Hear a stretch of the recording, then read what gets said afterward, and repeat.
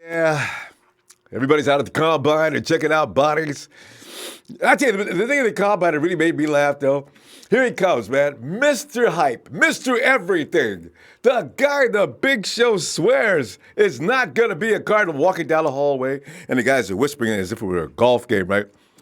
It seems Kyler Murray is not going to participate in any of the activities, but he has come in for his medical to be measured at over 5'10", and that means that most gyms around the league are probably thrilled to hear that. And the suspected weight is not going to be a problem as he weighs in at 207. And then he just sort of walks away. Whoa, look out for Kyler Murray, man. Oh, God. But let's get back down to 49ers business after that amusement. 49ers general manager John Lynch was out of the combine telling everyone that would listen, that the organization appreciates all of the current group of quarterbacks and that they would be fine with keeping all of them.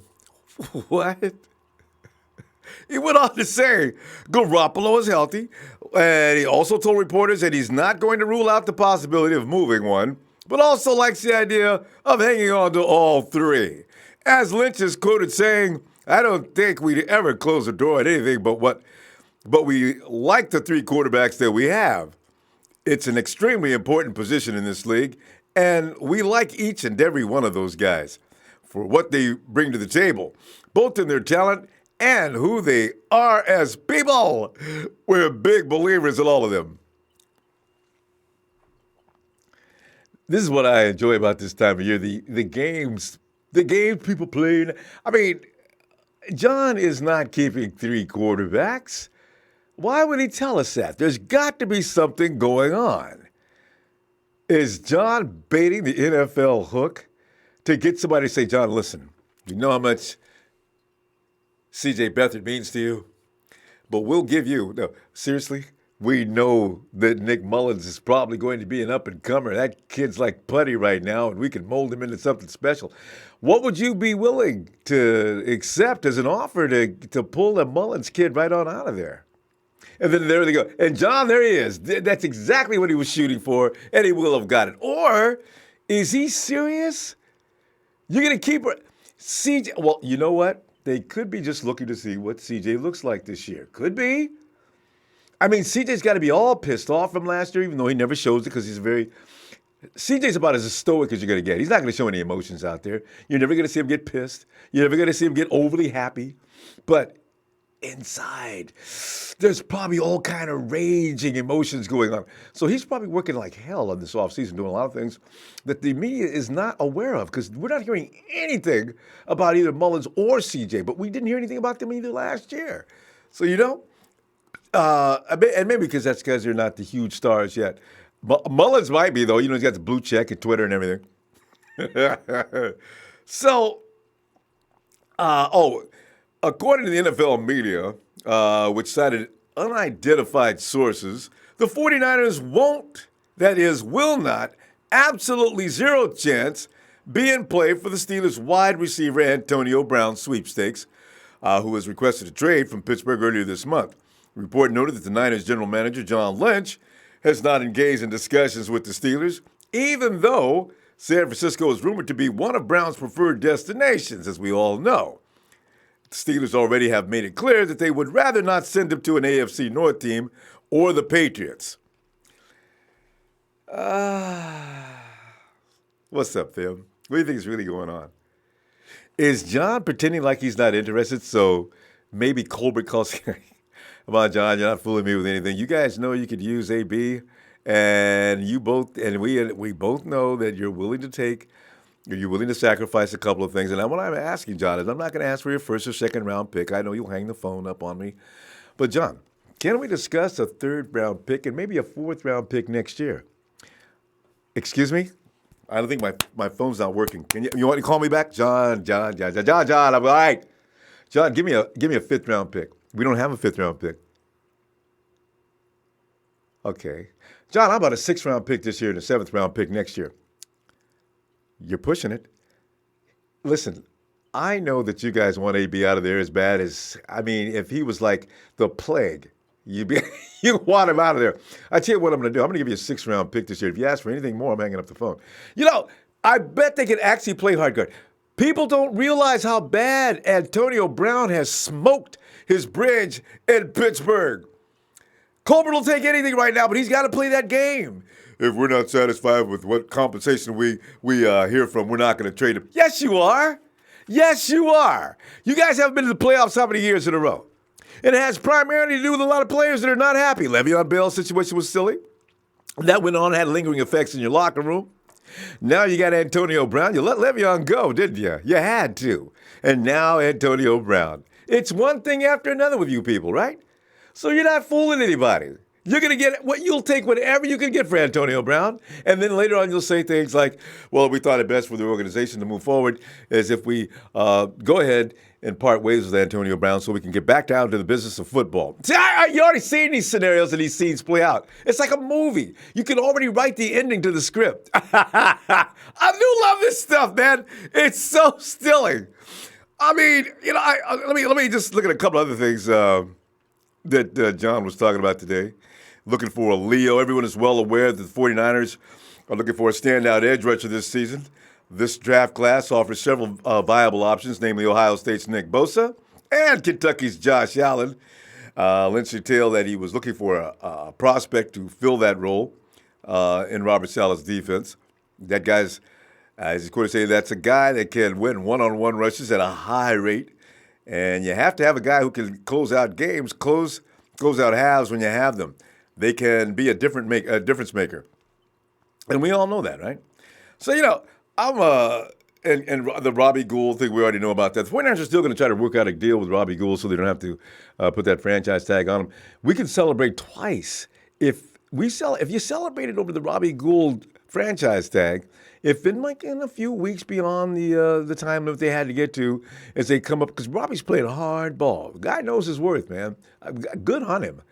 The 49ers can afford to pay Robbie. You don't want to get stupid with the payment. I mean, you don't want to start paying him running back money or anything like that, but you still want to give him enough incentive in that payment to make sure that he stays in. As Lynch says, maybe Robbie's not what we thought, because Lynch says, he says, we'd love to get a deal done with Robbie. We know he does. He'd like to, too.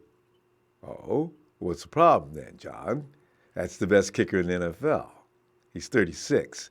He's got 4 solid years left easily. So, we're going to see on that. Hey, man, let me go. Hey, Adam Garcia, what's up? He said Kyler Murray's measurables all but guarantee Nick Bosa will be a 49er. I'm telling you, man, if the 49ers want Bosa, I have a strong feeling he's going to be there. Unless Gruden, who's very sensitive right now, I understand, about any questioning about Khalil Mack. He says he still feels, I don't understand it. If he does, it doesn't make any sense. But I could see Gruden shooting up to the top. He's got plenty of first-round picks. He gives one extra to the Cardinals, along with the one he's going to switch. Maybe switch. Gruden could say, I'll give you whatever number pick. I'll give you my last in the round, first-round pick. And I'll give you, my pick, my last-round pick. Yeah. So he gives him 2 first-round picks virtually for, would he be that stupid? That's too much. There's plenty of pass rushers in this draft. We'll see. Anyway, local 49ers say, hey, what's up, local 49ers fan? William Roberts say, William. Kyle Baker, if Antonio Brown is out, I'll want Earl Thomas. Oh, Rich is working hard on that deal. Did you read? Boy, go Rich. But like Rich says, I can recruit all I want to, but the money's got to be right. We go out there and say $7 million. He's probably going to be ours because the Cowboys can't match $7 million. And it seems like he's open to whoever pays the highest bidder. So there is interest there, as Rich has pointed out. Keon Jenkins says, Beathard is the odd man out. He is the slowest in his progression. Kyle they really like him, though. They drafted up to get him. That's what's killing him the most. We traded up to get this guy. We gave up assets. Damn it, he's going to be a quarterback, or he is going to be a quarterback, or he's going to be a quarterback somewhere. We're going to get something back. We got to get our return on this. I have a feeling It's gotten to that point. They can't just let him walk. There's a danger if they put him on the practice squad, too. That's why they're talking about keeping 3 quarterbacks, because if they put him on the practice squad and somebody just flies in and plucks him out of the nest, there goes that draft up. And William Roberts, what's up, William? Jay Sternberger would be a great tandem with Kittle. Tight end? Okay, I got to keep these names. I'm looking at everybody, man. Pedro! Hey, Pedro! I didn't see you yesterday. Pedro Casina. Ole Miss wide receiver. DK Metcalf of social media fame. Measured in 6'3" and 3/8 inches. 228 pounds. The man, I saw that and I fell on the floor. You know how hard it is to get down to like 5 or 6% body fat? That's hard, right? If you've ever done that before, you realize you dieted, you cardioed, you lifted, you were just going nuts trying to get down to 4 to 5 point body fat. DK Metcalf, as big as he is, you've seen them cuts and you've seen that size. The dude's got 1.6 body fat. What in the world is... DK's got to be concerned. DK, don't... If it drops down below that 1% body fat, they'll be testing him for drugs. DK, man, that's not human, man. That's crazy. 6'3", 228, nothing but solid rock with no tenderness in him nowhere. Oh, that's, ooh. Pedro says a 5'10" Oklahoma quarterback Kyler Murray is actually 5'10" and 1/8 inches. So Kyler Murray, I measured, he weighed in at 207 pounds. His hands measured 9 4/8 inches. I know. Those are all the measurables that everybody wants to see in the NFL, except for Big Show, who was very concerned about Kyler Murray taking out the top spot and leaving Nick Bosa to the 49ers. Juan Bazarita. He says, Nick will be the future. Nick. Can you see the stats? Every time Nick throws a quarterback down to the dirt, Nick. Peter Gorman says Niners will get Bosa because Cardinals going to trade first pick to a team who needs a quarterback, and that's a possibility. William Roberts, Kyle needs to draft Terrell Hanks or Dakota Allen. I'm going to find out who these guys are. Devil's Son says trade all the backups. If you can. Well, that would be ideal. William Roberts, both guys are great at pass. You mean all the backups as far as quarterbacks or backups, period? No, you're not talking about the depth chart. You have to be talking about the quarterbacks, I guess. William Roberts, both guys are great at pass defense and run. True. Yeah. I think Josh is probably a little better at the pass defense has probably got to be, yeah. Nick's not going to be better than Josh at that. Daniel Laundrie says, hey, Daniel, the whole week, man, I'm telling you, man, I'm going to go right into the combine. Harvey Huegas. He says, what up, fam? What's up, Harvey? Kyle Baker says Jimmy G is the better quarterback than our other two. Well, that goes without saying. Austin Romero says, hey, can't wait to hear what the Niner Empire has on their minds today. Go Niners. Go Niners. As Stone comes in, go Niners. Jim Thurlkill, greetings to the Empire. And Peter Gordon, we just need good players. Boy, well, that's the gospel truth right there. Please. No more guys sitting down wondering what we're going to do. Keep the Gary Gabbs of the world out of Santa Clara, please. Peter Gorman said, hey, I'm sorry. Let's see. Is it LS Ozvision? Les Ozvision. LS Ozvision, what's up? Because I'm having trouble pronouncing that. Flux Gary says, did you hear about the running back that broke the record in the bench? I was watching that. 34, right? Since 2003, nobody's done that. But they took 2 away from Jerick McKinnon. Remember that? He said he had 30. Actually, Jerick had 34. They only gave him 32, though. He might have cheated on a couple. Or maybe didn't go all the way down, I guess. I wonder how good a running back he is, though. We'll find out later. Civic Sport ejected FB6. Let's get ready to Ronbo. There he is. The Big Show pipes in and says, hey, Big Show, thanks, fam.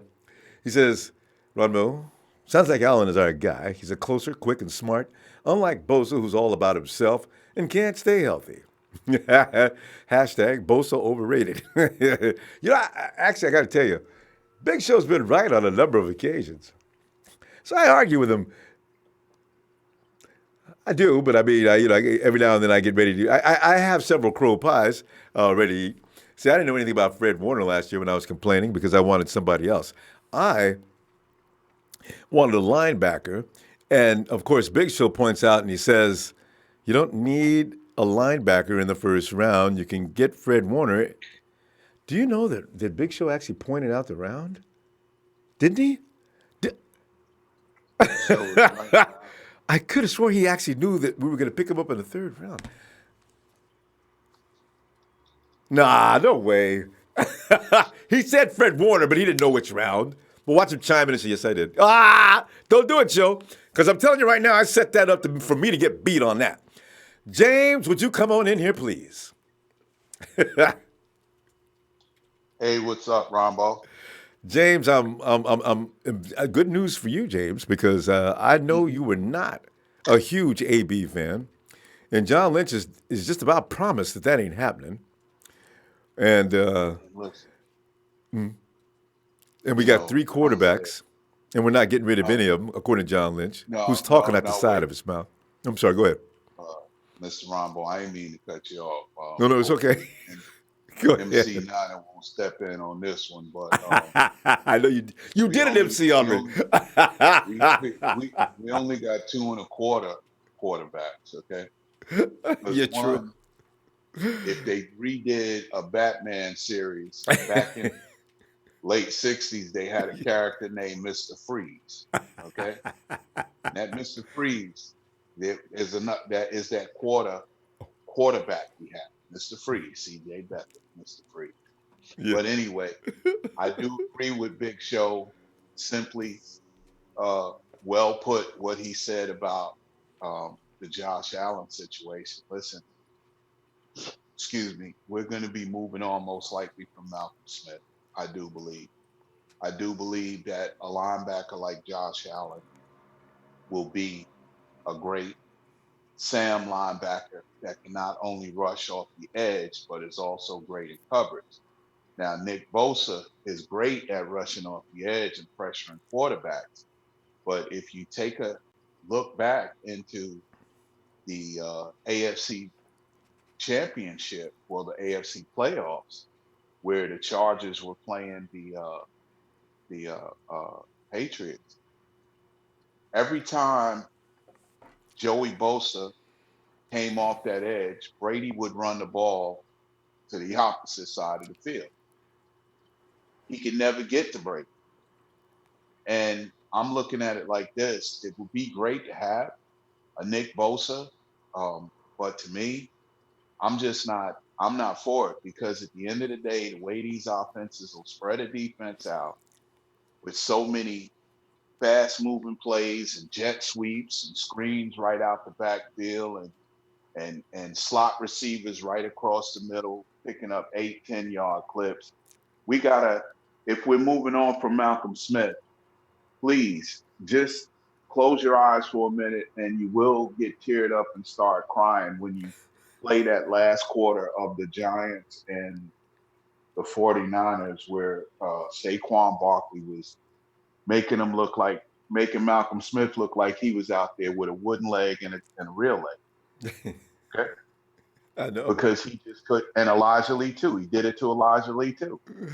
You understand? And we've got to fix that problem. And I will say this much: when you've got great outside linebackers that can cover and they're dominant, they can come off the edge and harass quarterbacks. If you've got that on your defense can excel because maybe that's the real reason why our secondary has been getting lit up so bad. Okay. And so if we're going to grow, which we're trying to do, we've got to get that front seven is really got to get fixed.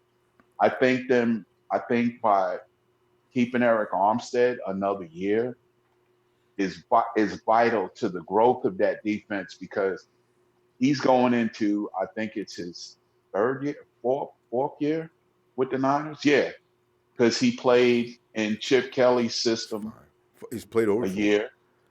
Right. He's played in Chip Kelly and Tom Sulu's systems. And then he That's came and he's played in Sellers' system for the last 2 years. So this may be, and he was healthy all 16 games. And he played a lot better than people realize. It's just that a lot of people hadn't seen much from him because he was either hurt or wasn't on the field or something like that. But I think the addition of still keeping Eric, then let's not forget, we've already got an unproven product that I think is going to be exceptionally good, an unproven player, not a product, but an unproven player by the name of Kentavious Street, that just from the strength alone, I think he's going to be extremely dominant. And I think we're going to don't trade down or none of that. Let the Cardinals pick Kyler Murray or whoever they want, Nicky Bosa or whatever. But I do believe John Lynch and them are realizing Josh Allen may be the better safe bet because you're still going to have a linebacker to cover. By picking Allen, we get a linebacker that can cover, that can extremely get after the quarterback. Because to have 17 sacks on only 50% of passing downs and only played 50% of snaps and still wound up with 17 sacks for a season. I don't know how many Bosa had. I don't know. But I know he was out hurt and he left his team like, oh yeah, I think the draft is more important instead of, still continuing to show who I am in college. So yeah, I think I'll sit it out and get the surgery and regroup and rebuild. Allen has a very clean medical history as a player.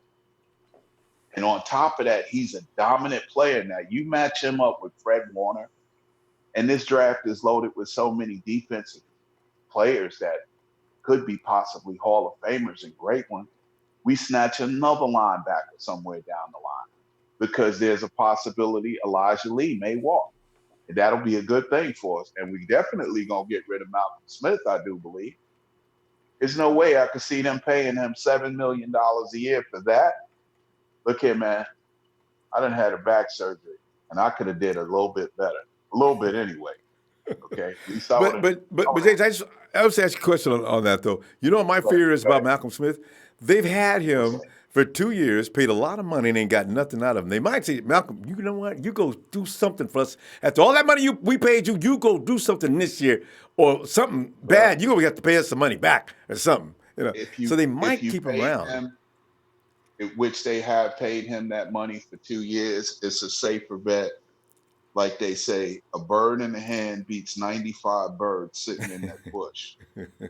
Cut your losses, let him walk, turn the money around to paying some younger players or even getting an impact edge rusher in free agency. Let him walk and turn around and draft the players we need. Don't do no trading down, no trading back, none of that, because I'm believing that we will be picking, I'll say, between 29th or 32nd for years to come. Okay? And I'm going to say probably 32nd for a lot of years to come. Okay? Because if you notice Shanahan is critiquing a lot of things that Belichick has done. And that's a good thing. Oh, that's especially if he's going to follow an example, that'd be the one to follow. James, we just stop here though. Amen. And yes, sir. You got plenty. I know you'll have some for tomorrow. I'm gonna tell you what. I'll be back tomorrow. Oh yeah, man. Okay, not a problem. Thank you Thanks, for all James. that you do for the Niner Empire, Niner for life. And I'm glad that Lynch said we're not on that Antonio Brown runaway train with no brakes, because it's sad, man. And we don't need that. We don't need that at all in Santa Clara, bro. Not at all. No. Especially if you make any youngsters sit down. All right, James. I'll see you tomorrow. All right, man. All right, take care, Ronbo. Thank you. You too. Welcome. Appreciate you. Oh, one thing I did fail to mention that's going to make you just jump up and down. A lot of people maybe not. But if you didn't notice, Jimmy Ward is set to become a free agent when, of course, the new league year starts. on March 13th, it doesn't sound like the 49ers are working on getting a new deal done before that date, or else we would have heard something, right? But Lynch suggested that the door is open to bring back the team's 2014 first-round draft pick. Thank you, Trent Baalke. The general manager made it clear that San Francisco thinks fondly of Ward and added that the potential return to the Bay Area will depend on his market in free agency. So think about see what Jimmy's getting offered. Ooh. You know, that is so clever. Cruel, but it's clever. Jimmy goes out, tests the market. His best offer is something resembling what you could probably get paid at Kmart or something, right? So he comes back, and John looks at him and says, Jimmy, I tell you what I'm going to do. I can better any offer you've gotten. So if they want Jimmy back, they'll wait, and that way you don't have to argue with him because he's already tested the market out. Now we can see what you're going to get if you leave. So you might as well take this offer here and see what you can do next year to improve your stock. You know, you got to play hardball with in these kind of situations, I guess. Because Jimmy, if he'd been busting butt, we wouldn't be looking for Earl. We wouldn't be doing nothing else but saying, Jimmy, Jimmy, Jimmy. This show, on cue, he says, was laughed at when I mentioned Warner in the third round. Show, I got your mock, you know. You put them out. I just looked back at your mock to make sure because I knew you were coming with this. I said offense. Yes, I said offense and 2, which we did. Also, 2017 picks all panned out in our red and gold GM. Is that true? Wait a minute. Is that his red and gold GM? Big shows. Oh, here we go. Show. Round 1, pick 20. It was Will Hernandez. And round 1, pick 31, Miller Colton. You were going offensive lineman. Round 2, it's Green Rasheem, defensive end, Southern Cal. Round 2, Carter Lorenzo, outside linebacker, Georgia. Round 2, pick 27. Yeah. And round 3, pick 10, Nick Chubb. I'm still. Show you. I think you forgot your draft. I got Tavares McFadden for you in round 4. Luke Falk, Trez's favorite guy. Anybody seen Luke Falk this year? Trez! That's why we keep records around here. That's why we do it. So we can do the. And you know how Gohard keeps better records than anybody. But we like to keep up with Gohard. Round 6 was Conklin Tyler, tight end out of Central Michigan. In round 7, Kirkwood Keith, wide receiver from Temple. And show your last pick was Watts Armani, free safety from Texas. Show. Now, let's not pat ourselves too hard. Pretty fun, though. I enjoy this stuff, though, Show. So you got to keep your own records so you know. Oh, God. Russo says, what's up? If you go live on a Monday or Friday, I'll call in and talk some Niners with you. This Friday, talking tomorrow. We'll be right back, Russo. Peter Gorman says Shanahan loves speedy wide receivers, boy. And he's got me like, and I didn't think about that till Shanahan came. Now I love me some speed. Don't give me no people who run less than 4.5.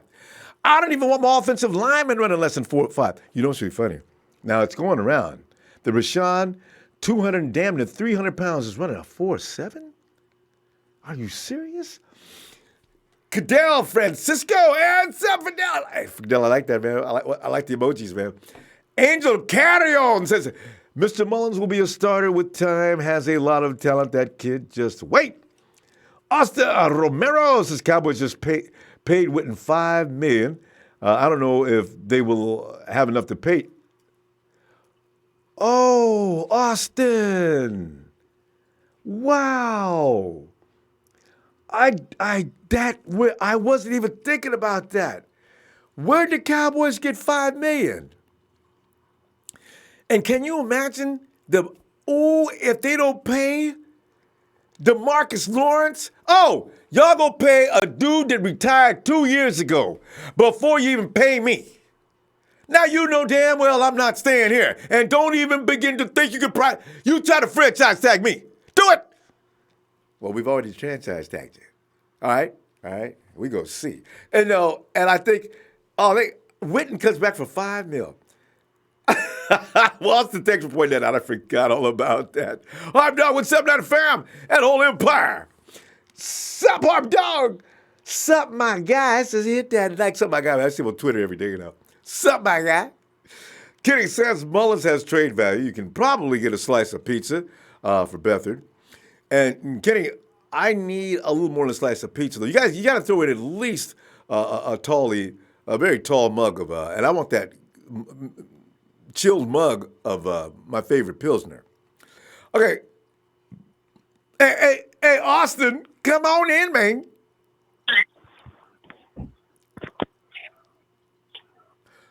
Austin. Yo, Ronbo. Austin. Hi, Austin. Hey, Are you man. Austin Romero?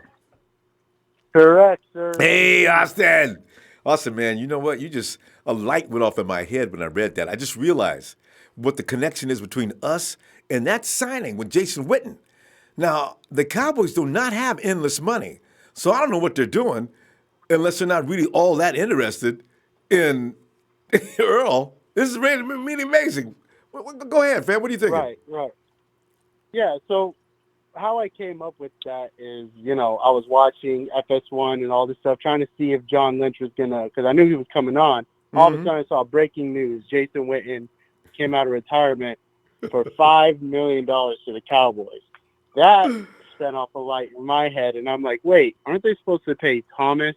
And then don't they got that Lawrence guy? Yep. And then they got Dak coming up next year, and then they got Zeke coming up either next year or the year after that.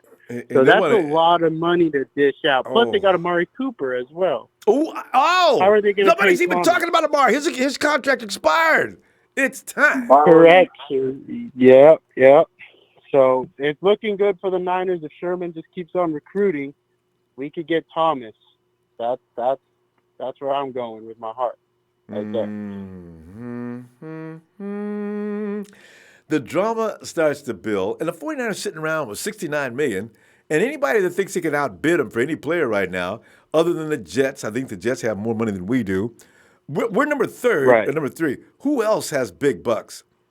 Oh, the Indianapolis Colts. Huh? Correct. Yeah. Colts have a lot of money. I know the Jets, of course.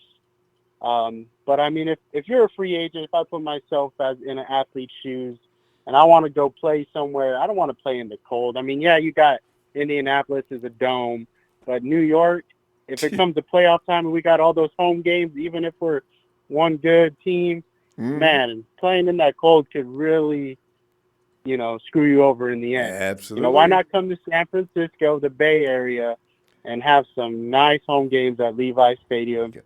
And you with Jimmy G. You can fly to LA in what, 40 minutes? 35, 40 minutes? Right. Yeah.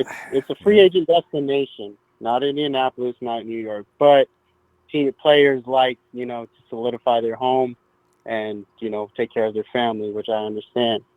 But anyways, Ronbo, let's jump into the draft. Did you see that Kyler Murray, what's it called? He's 5'10". Yeah. And wait, 5'10", and I believe 3/8, is it? Yeah, 5'10" and 1/8. It's 1/8. 5'10", 1/8, 207 with 9.5-inch hands. Yeah. So he comes in with bigger hands than Baker Mayfield and Jared Goff. He's about he weighs more than Russell Wilson did when he was in the combine. So if teams are looking at that just strictly off Russell Wilson, which I see Kyler Murray's name thrown in there, not with Russell Wilson, more like a Johnny Manziel, which I think is kind of horrible. But Austin, did you also hear the comparison with Mahomes because of his game? Right. Because the dude's game has got 20,000 dimensions to it. See, that's why I know Cardinals are chomping at the bit saying, We cannot let him go. What am I going to do with Rosen? No. You know. Right. Yeah. See, and then what I like too, what John Lynch is doing was talking up Kyler Murray. He didn't even have to bring up Murray. No one asked him about Murray. He brought it up You himself. seen that? He's like, yeah, I'm watching film and this and that, and I just have to pop in that Kyler Murray tape. He knows he don't need a quarterback. He knows we're not going quarterback. He did say that, He's though. trying to get the Cardinals. He's trying to bait the Cardinals just like we baited the Bears a couple years back for Mitchell Trubisky. So I'm telling you, Rob. Austin, John Lynch is a pretty smart guy. But think about this, Austin.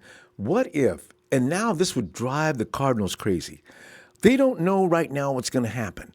They know what they got with Rosen. They've seen him for a year already. They don't know what they have in Austin. Kyler Murray, right? So Kyler Murray goes to another team. All they would be doing is they'd be the neighbor that's always peeping over the fence to see what you're doing. They'd be looking at, they'd be watching Murray the whole season. They don't want to go through that. And what if Murray explodes, like they say in the next Mahomes, Mayfield, or even worse, Russell Wilson? How foolish would they look? Because there's many Rosens in the NFL. Many, many, many Rosens. So yeah, and like we talked about yesterday, I believe Cliff Kingsbury's offense is not made for Rosen. They got lucky beating us this year. It was kind of a bad game, but that don't matter. We're getting Jimmy G back. But anyways, they will be looking at Kyler Murray. Hopefully they do draft Kyler Murray so we can get either Nick Bosa, because that leaves up, Bosa or Allen. It don't matter. I'm a Bosa guy, but I know other Niner fans are looking at Allen. He had 17 sacks last season, so I won't be mad at that either. You can't be mad at it. Right.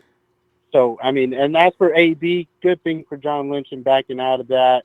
I was all for AB at first, but then as I start seeing all this other stuff, I don't know. I don't know how him and Sherman will get along, or if Thomas comes in, because Sherman's been a locker room guy. And then let's say Antonio Brown shows up to work late and he's not doing his thing, that's just going to ruin it. Like, I'm trying to teach these young boys, and you're showing them the complete opposite. Man, so, if he did that, Kyle got mad at Kendrick Bourne for being late, and it got real ugly. Kendrick almost got kicked off the team, from what I understand, that first year. So you're right. If here comes Antonio, the Lord of the Ring, Mr. Hall of Fame, the living legend, walking anytime he wants, but you know what? He's not completely crazy. I do not believe he would actually do that. And he'd waltz in whenever he got ready to. Oh, you talk about the lights going out in Santa Clara. They wouldn't put up with that for 5 minutes. Mm-hmm. So you don't need that kind but you don't need that kind of drama, though. You're right. Right, yeah. We don't need no other spotlight coming our way at all. We had a lot of people say just throughout the season, we don't think Jimmy G is the guy, just from watching all the at Fox Sports and all that. He can't stay healthy, but I'm telling you, Ronbo, he will stay healthy. He will do his thing, and we'll be back on top in no time. I know. I ignore that. You have people that just believe in gloom and doom. Jimmy G has had one incident. He got his shoulder driven into the dirt by what's the name, the linebacker from Miami, and he's never had another knee injury before. Who? Kiko Alonso. Kiko pile drived him into the dirt and took out his shoulder. But otherwise, Jimmy's not running around injured all the time. I don't know why people like to exaggerate on certain things, but yeah, he'll be back. He's ready to go now. Hey, Austin, man, great to hear from you, fam. I'll be back tomorrow. We'll talk some more. Yeah, I'll definitely be back tomorrow. You have a great night, Ronbo. You too. Shout out to all the Niner faithful out there. See you guys later. Thanks, Austin. See you later. Oh, God. And Okie Niner shows up. He says, working lots, now sick, gonna miss another night. Hey, Okie. We'll look for you tomorrow, fam. Let's go here to Toya Scott. Toya, we haven't seen you in a while. Hey, Dan. Is that Daniel? Company Dan Serrano's going to be. Daniel, Dan Serrano, my man. He said, what's up? And Angel Carrion says, keep Mullens. Don't let go. Don't let him go. He will develop it with time. I think so. He's got that kind of determination. He's going to be dangerous at some point. Civic Sports Injection FP6 49ers keeping Mullens. Everybody, we all know this, right? So what is Lynch doing? Jim Thurl says, hey, Jamal Custis? Is that spelled? Okay. Anyway, 6'5", 213, 10-inch hands. It's a quarterback? Actually, if you're a wide receiver because 213 is too light to be a lineman. It's either quarterback can't be 230. What is that, a cornerback? No, what is? Jim, I got to look that one up. You give me this position. I've never heard of him. Rob Jeremy has taken time out from his filming schedule to come on in and join us. He says, search up Hakeem Butler, fellas. We know about HB. 6'6", and tons of fun. And John Burns Sudberg, what's up, Niner fam? Ronbo owes me money. And I'm going to send you a check, Jersey. And my checks are good. It's an old-fashioned style paper ones where you sign your name on there.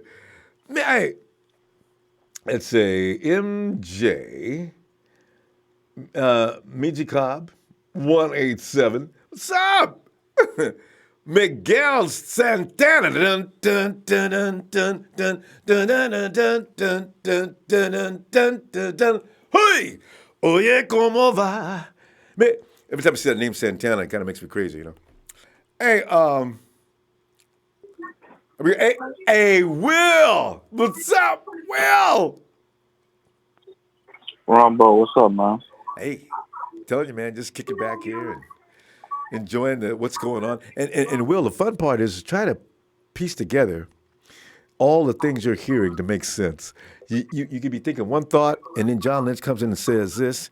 You got Colbert over in Pittsburgh saying another thing. And what's his name? Confora? Confora sitting up saying, man, don't believe the Giants, man. OBJ is still in play with the 49ers. I said, hey, will y'all stop, man? What's up? So, it's fun this time of year. What are you thinking? Well, that's an AB, man. I'm kind of upset, man. He said that about AB, man. He ain't made no phone call, man. I'm telling y'all, man, that stuff that man did was in the past, man. All that stuff was brought up when everybody was hyping up the AB 49ers thing. So, and the man ain't did nothing wrong, man. That stuff happened in the past, and all the stuff he doing now, man. That man got freedom of speech. That man want to go on Instagram and speak his piece. Let that man speak what he got to speak with. He just did an interview with Jeff Darlington, about what happened in Pittsburgh. And all the dude is just expressing his feelings. Y'all talking about this man creating an uproar. I'm telling you like this, man. If John Lynch don't get AB, he's gonna bite him in the ass. I'm telling you that right now. He's gonna bite him in the butt. I'm trying to tell you right now, man. But Will, you know what? The thing is, it's a picture. I was hoping they had gotten together on the AB and the 49ers for him to go ahead and just raise hell and drop the stock value so we can get you for a lower price or less money. It could still be in play because AB is doing things that nobody knew he was even aware of right now. And I got a feeling sometimes I got a feeling he can't be serious. So, you may be honest, some of the AB may still end up in the 49ers uniform. Ain't no telling. But I do honestly think, though, I don't know that he's the missing piece towards success. I think the 49ers can still get to wherever they're going. Because if he's serious about rewriting his contract and guaranteed monies and all that stuff, Will, man, that's going to run the 49ers out of the picture no matter what. No matter how good he is, they ain't going to go for that. Yeah, but yeah, man. I hope it was just like a little small screen just to keep it under the rug or whatever. But like I said, man, man, John Lee got to drop his nuts sometime, man. You just got to drop your nuts, man. Just take a leap out on faith. You know what I'm saying? Just get the man. You know, and Yeah, put him it's on the team true. so we can ball out. You know, so that's all I got to say about that. I Mm. hope they don't screw up and let this bite them in the ass because you passing up a good player. Man, dude, 30 some years old, but you putting up 1,000 yards every year. So Yeah. it is what You it got you is. got to look at But that though. He did that as yeah, recently as a few months ago. So, yeah. uh, but yeah, man, 49ers looking very popular at the number 2 spot though.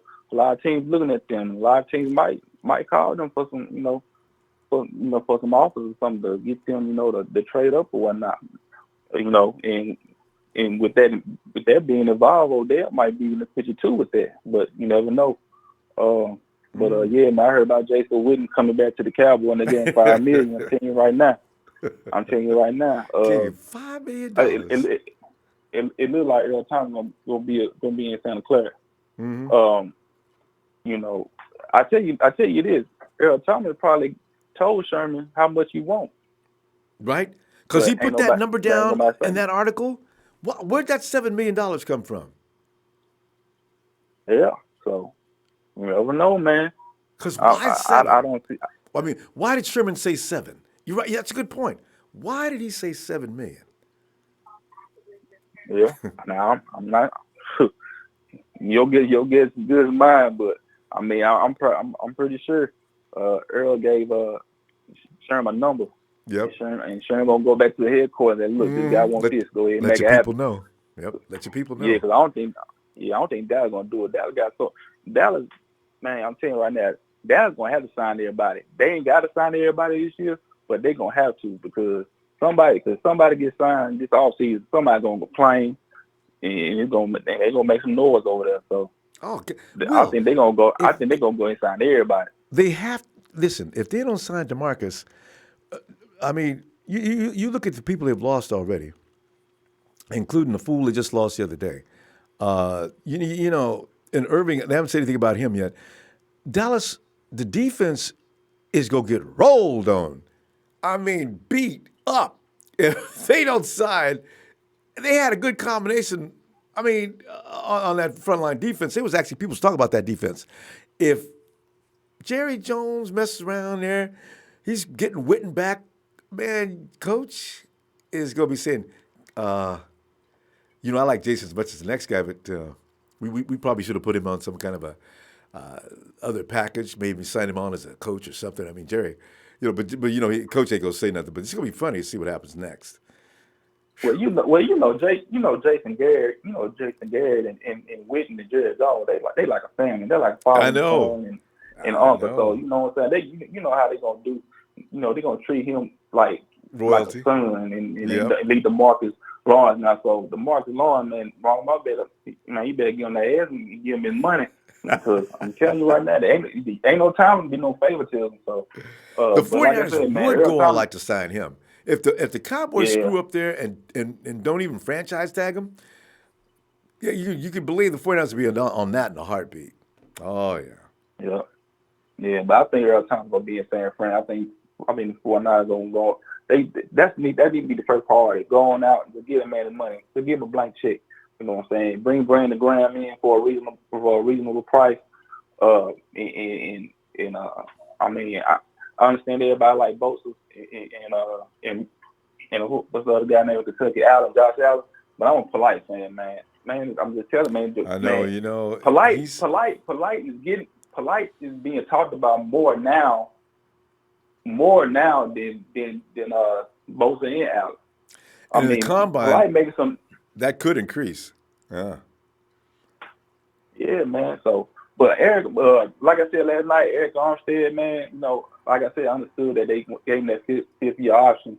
They went on and went with it, man. But that $9 million, man, golly, man, that $9 million. I don't think he deserve that $9 million though. That Though, nine million Will, too I much. think it's. I That's think it's. some of that They. Yeah, $9 million go to Thomas. but they want that continuity to stay. And as the stats pointed out, he had the best year he's had since he's been in the league. So that's growth. If you got a dude that big and got that much skills, and they say he created a lot of havoc at the nose tackle, which is really interesting. They put him right in the middle. So they put him in the wrong position in the first place, which is why the 49ers aren't throwing all these guys out because they've been putting them all over the line. It's almost unfair to make a final assessment. That's why Solomon Thomas is definitely going to get a bigger look. With this new line coach, he's going to try to put people where they should be, and they're going to expand to a 9 front. I mean, I want to see that package. Now, little Rusty, run. Yeah, I want to see that too. Yeah. I want to see that. Yeah, I can't wait to see that. But that's like I said, man. Yeah. But I'm gonna go ahead and get off, man. I just want to say, man, John Lynch, man, Couch in hand, man. Please do not close the door on AB. This draft, don't fumble the draft, don't fumble this free agency stuff, man. We need to be in the playoffs. I'm telling you right now, we don't make the playoffs, man. That light is ready to be lit under that seat. I'm trying to tell you, man, you're gonna be in that hot seat. Could be. I'm telling you, it's a possibility, man. If they compete this year, you know what? When you go from 4, say 2, 4, or 4, 6, 4, if they go over 500 this year, they'll be safe actually, because it's been a rough climb. All right, Will, give me that fabulous sign off. See you before I see you tomorrow. All right, man, you got it. Now the Empire, man. Shout out to y'all for Rudy. The Rams lost the Super Bowl and they broke. Actually, though, Sean McVay and Les Mead today raised up $500. But guess what, though? They owe it. It was breaking news earlier this evening that apparently a 911 call was made and said that 3 masked gunmen with San Francisco 49ers scarf hats on robbed them and took all their money. So they now broke again. And they can't find the suspect. Will, that's good stuff. I'll see you tomorrow, Will. All right, man. Oh, God. And you know, as Will was reporting that crime, that he was one of the men in the mask that they haven't been able to identify. Derek! Yes, sir. Derek, what's up? Derek. Hey, well, how you doing? Oh, man, Derek, doing all right. Just kicking back here and enjoying the lies that are being told, the schemes that are being thrown out there. This is that fun time of the year where you'd have to be like a third-ranking detective in one of the best departments in the nation to figure out what's going on here now. But Derek, I know you got to figure it out. What's up? Honestly, this is what my thought process is. So you got the Cardinals number 1, and you have their division rivals right behind your number 2. Mm-hmm. So if they really going to take Kyler Murray, don't they already know we'll take a pass rusher to be eating at him for the next 10, 15 years? They already know that. True. You know what I'm saying? So if they trying to bank on doing what Cleveland did with Baker Mayfield, because you know, last year Baker Mayfield was like what, 10, 15, and he went from 10 to 15 to the number 1 pick like almost overnight. Mm-hmm. Why wouldn't they do the same thing with this guy? Why would they do the same thing with this guy? I mean, it makes perfect sense. I think it's already coming. I think he's already number 1. And he's walking around so cool. I mean, the dude is not taking no interviews. He says a few things. Yeah, people doubted me, but that's what I do. Yeah. I answer them doubts. Yeah. I heard the previous caller was talking about Antonio Brown. Nah, I don't think we're gonna get Antonio Brown. I think I would take Beckham over Brown. I mean, I know Brown balls out, but we first of all, we don't have a number 1 receiver. We don't have a number 1 guy. So we got to get that in place. And I read an article yesterday saying that Cincinnati might be putting AJ Green on the block. Listen out for that.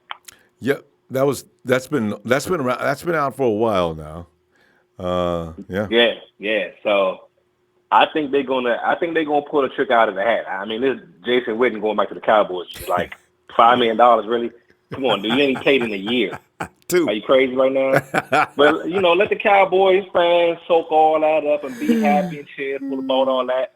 Fine. The more money they give him is less money they got to give to somebody else. Mm-hmm. And hey, Richard Sherman's already working on Earl Thomas. Yep. We get Earl Thomas, that's it. I That's I it. just wonder where'd that $5 million come from, Jerry Jones? How does that Jerry Yeah. probably says, I don't believe it counts against the cap. It does, Jerry. What are you Yeah. doing? Well, he got some decisions to make in the next year or two as far as who he gonna sign and let go because they got a lot of cats out there that need to get re-signed. So I don't know. I mean, I'm excited for the season. My boys is coming to the East Coast this year to play the whack Redskins. I get to go to that game. All right. I'm so happy. And we come in here to see the Ravens, so I get to go to 2 games this year. I'm excited. Ooh, man, I tell you, I I'm like excited. the Redskins game, but you know who's going to be out there waiting on us? Well, wait a minute. It depends on how the schedule goes. Boy, Ross Rubin tried to come out and have a day. If they have they Yeah, they don't have passed, They don't have no quarterback though. Who's the what's quarterback that gonna dude's what's that dude's name? The one that the red-haired guy, be? Colt the McCoy? Redskins. Not Colt. Yeah, Corey. Colt McCoy. Yeah, McCoy's out there going to be the quarterback, No, right? no. What? No. No. They're gonna probably make a trade for somebody. And if they the Cardinals draft Murray, then Josh Rosen they may look at him. Oh. You know what? See? Did I drop some knowledge on you? Yeah, because you know what? Okay, Washington, Rosen would fit their offense. They need a pocket passer. And Yeah. and I'm telling you right now, Kingsbury, if they tell Kingsbury you're going to work with Josh, Kingsbury's saying, he doesn't fit my offense. There's Kyler. Why don't we just go ahead? No, he doesn't. And we got. What he said when he got hired that passing up on Kyler Murray would be, insane or something like whatever that comment he made was, but he sounded pretty convincing. Like if we get the number 1 pick, we're taking him. I know he wasn't. Now he says I was just playing. He wasn't playing. It fits your system. No, he wasn't playing. He was serious. He was serious. And I tell you another thing, that receiver Metcalf. Oh my goodness, man. But I saw the interview today that Mr. Raider John Gruden said, yeah, they got him on the radar. We won't get him. They got 2 picks. They got 2 picks in the 20s. Who's gonna be gone? Because they got to get a replacement for the guy for the Cowboys. They got Cooper. They got to get a replacement for him. And this guy's like what 6'3". I mean, like what 1.6% body fat. Yeah, I'm like that wears me out. So if you've ever trained to try to lose body fat, that's crazy. I mean, that's impressive. 1.6. That's very impressive. That's bodybuilder. That's competition. Yeah. Bodybuilder fat. Yeah. Damn. Professional athlete style. So that's like TO. That's like TO 2.0.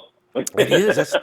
That's the number 1 bodybuilder in the world is saying, he did what? Yeah. I've been working at that for years. I can only get down to 2. And that's what I'm looking at. Like the Cardinals, they know we pick second, so they can't mess it up. They know that. Mm-hmm. If it was a different team in a different division, that's one thing. But they know a division rival is picking second, so their pick has to count. And we got 2 guys that we can take that's going to be rushing him and breathing down his neck for years to come. And that feeds right into our hands. It really does. So they can go ahead and take Cap Murray. Take him. Go ahead. Y'all got him. Take him. The thing is, though, either one, no matter who we get at number 2, if it's a pass rusher, Rosen can't get away. You know what? They don't have. No. They don't have an offensive line that's going to stop anybody. So that's why these guys, they might trade down for picks to try to get some offensive linemen too. That's plan B. Because if Rosen is getting any protection, he will be meat, no matter who we pick up at number 2. Oh, absolutely. He's done. So either way, we're going to get a pass rusher regardless. So if they take Bosa, let them have him. We still got another 1 or 2 that we can take just for we got to get a pass rusher in this division. We got to get the ball rolling. This is our year right here. And Derek, it would help us. Oh, absolutely. Because if they pick up Murray can avoid pressure. He can get out of them little situations that offensive line can't help him with right now. Right. But if they keep Rosen, let us go ahead and get, because either one, Allen or Bosa, is going to be fine coming down through there. Now Right. advantage 49ers. They can't win. They're in a lose-lose situation no matter what. Absolutely. Absolutely. They're lose-lose, and we're in a win-win. So, Yeah. hey, it's only good things that happen for us. So I know. we'll see what happens. We've already had all the bad luck in the Hey, world. by the Derek. way, I saw your show on YouTube the other night, and it was a great show. You had the young lady on, and I watched almost all of it. It was absolutely a great show. I'm like, Deandra. Yeah. Isn't she special? Yes. I've been picking her brain a little bit on Instagram, and she knows her stuff. I like Oh, she her. loves it. Oh, yeah. There's nothing you can come at yeah. her with that she ain't ready for. She can work at NFL as an analyst. Girl is good.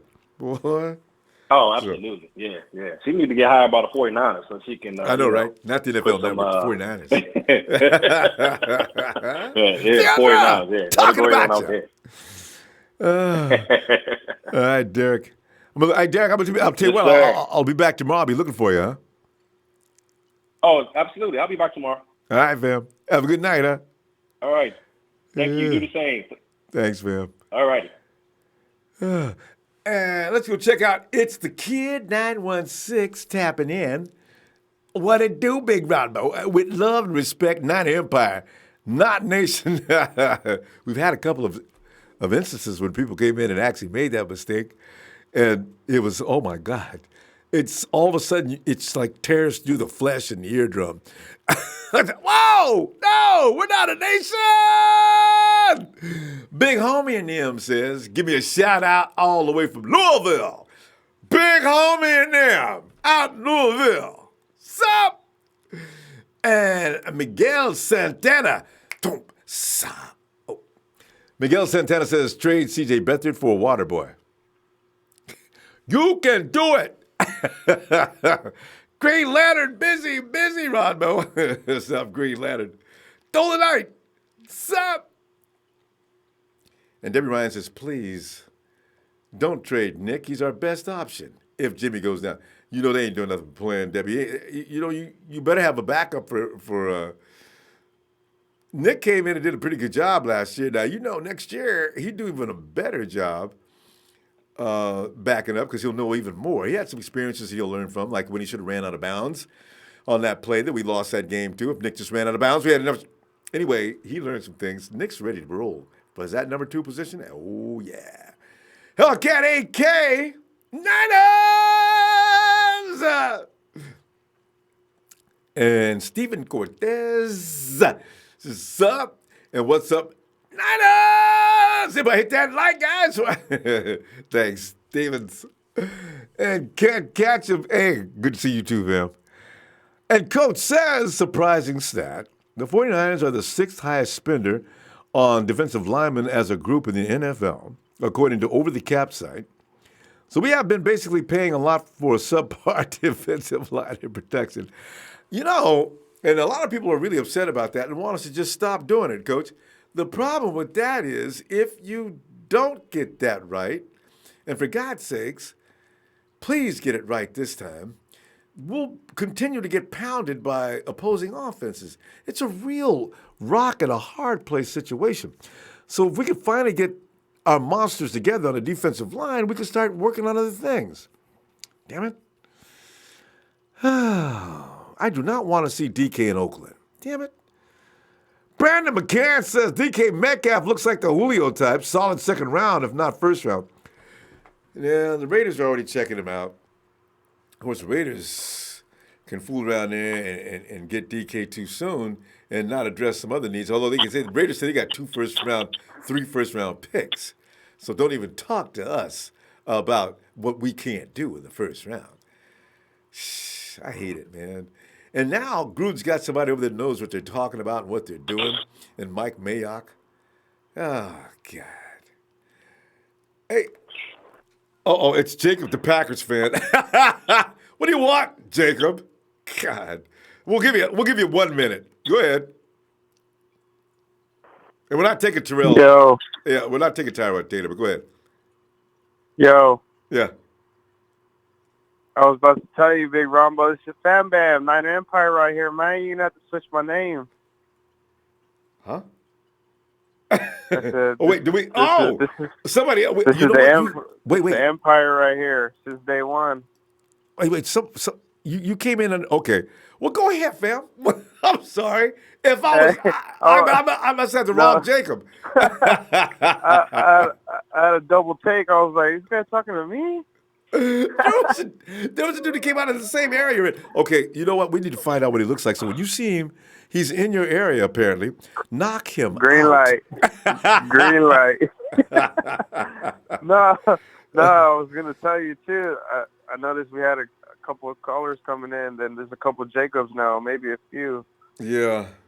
Do you save the numbers? Do you save the context? Yeah, because we can see the calls coming from, and that one apparently came from the same area. But anyway, Jacob, that my mistake. All right, You can but Jacob, switch mine to since day one. That's what I'm add, still young, but I've been liking them. I've been liking them, man. I've been ever since I was in middle school and high school. We used to barbecue when we had a losing record. We used to go all out, like not caring, like this is I know, right? we bleed it. See, that's real love for the team. You're That's not we used to just. when I remember one time we were getting blown out by Green Bay a long time ago, and we didn't even. We're just. It's not even about that. We just live for those big plays. That's it. I know, Those couple touchdowns or whatever it was. That's just faithful. like last year, we should have won that game, Jacob. We came And so close. we were optimistic though about every game, so that's all that matters. I know. And you know what? The winning's going to start soon. You know, this is what I like about Lynch and Shannon. People always talk about they're about to get fired if we don't do this and that, and if something doesn't happen. But that ain't about to happen. This is the most Nah. intelligent group we've had in there in a long time. So there's no way they're not going to be given ample time. That's why Jed gave him 6 years, because they probably told Yeah, Jed exactly. it's going to take a minute to get this team. Jed, this team. Put it this way: yeah. if I was digging a well, your team would be at the bottom of the well. We need a few minutes to get this team. If you can go along with that, we're ready. Because it's the 49ers. Yeah, deep I'm pretty sure they addressed it and then they came to an understanding, knowing that it was going to be a process. Yeah. And then, like you said, they gave them both 6 years, and I mean, even the record, like everybody knows that we're better than our record. Yeah. And it's just a matter of time, what happened last year. I had thought about it too. I think it was before the season, or I don't remember, but we're talking about it to a couple friends, and I was like, man, the worst that could ever happen to us this year is us lose Garoppolo. That'll be the worst, and nobody could see it happening. And then it happened. No, not this year. No, I'm talking about last year. No, I'm saying if we lost them this year. Oh, you said this last year. Oh, Jacob, you saw that coming? Or the possibility we of didn't. it? We didn't.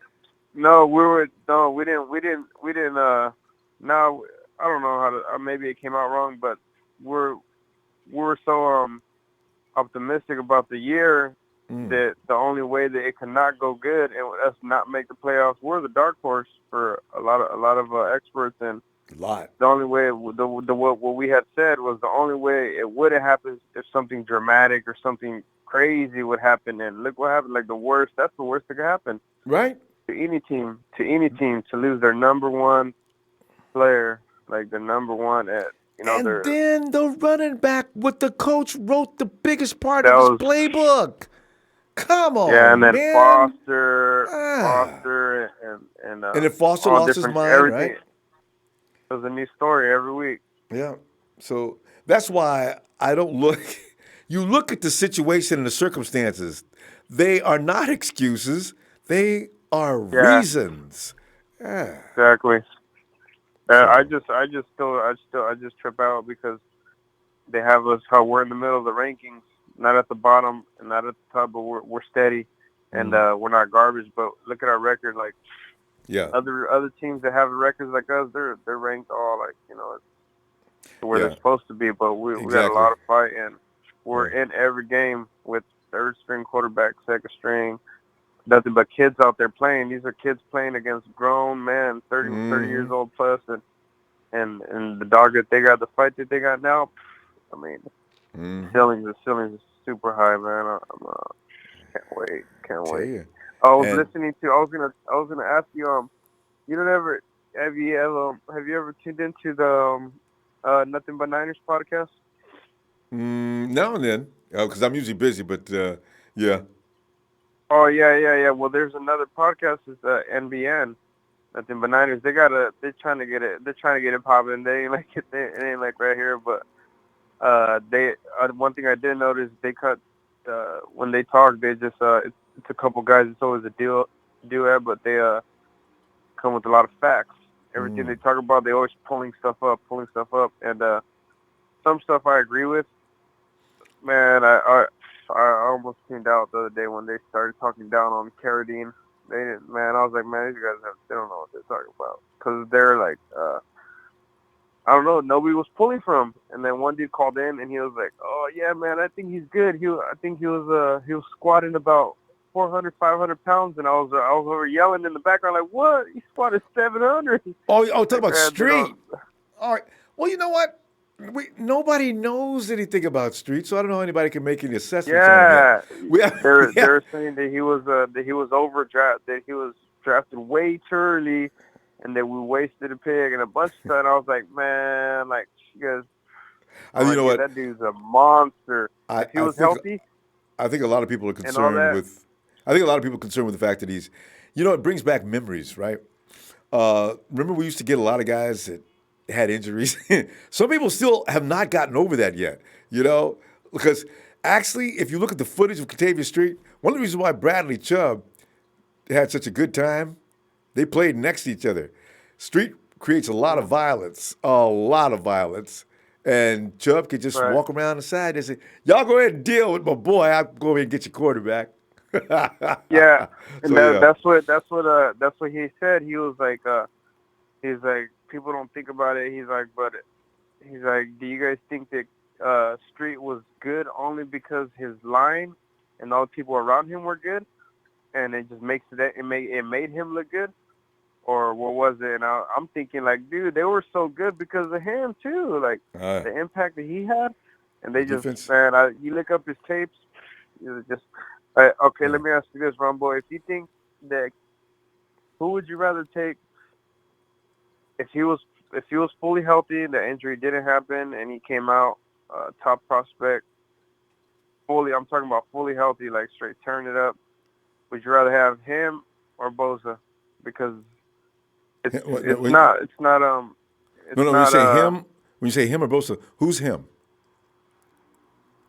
The injured player? Oh, the injured player, or no? Without being injured though, like if he came out straight, like if he was killing it that year, and the upside wise. No, but who are we talking about though? Are we talking about Street? Kentavious Street, yeah. Well, in that case, okay. They're two different positions though, and that's why I can't make that comparison because Street's an interior lineman. No, but he's not going to play. He's not going to play Leo. He might play the big end, but he's not going to play the Leo. Yeah. Well, in most of the tapes I've seen him, he was on the edge. He was just, he was on the right side. No, when he played at school, Bradley Chubb. Okay, this. I think Kentavious Street. Street's not an edge rusher. Kentavious Street. You can put him on the big edge, but Bradley Chubb was the DE. You know what? All right. Anyway, between the two, I take Bradley Chubb. I mean, I take Bosa, of course, because we need somebody to come off the edge, and I think Bosa's he's definitely gonna beat Street coming off the edge, no doubt about it. So yeah, I'd go with Bosa on that one. Yeah, but besides that, I was just thinking because I was just the comparison because. The Bosa's injuries and stuff like that, everybody's hopping up. You know what? You're going to see Bosa tomorrow, I think. That's going to clear up if he's hurt or not, because a lot of people are dwelling on that. He took the year off to heal up, but that doesn't mean he just stays in a perpetual state of injury. We're going to see him. He can look good. He can look good. Yeah. That doesn't mean he's not fragile. That's my issue. I think he's fragile. Be an accident or injury prone, yeah, okay. Because some people think he's not healthy yet. So I mean, but Jacob, we gotta go. No, I'm not worried about that. I just think that he's fragile. That 3-4. That my issue. I'm just scared for us to take him. Yeah. and Then he gets injured. and just get put on the IR, and we're done with that. But Jacob, you know what? Like I say, that it's a violent game. That could happen to anybody, and 49ers are proving that. And we lose guys. But Jacob, we're out of time. We got to go, fam. I'm gonna tell you what. I'll be back tomorrow if you got some time. Yeah. I'm gonna tune in. Same time, huh? Yeah, I'll be in here. All right. Have a good night, Jacob. Yeah, switch my name to if they want, because we don't want to make that mistake again. As a Green Bay fan.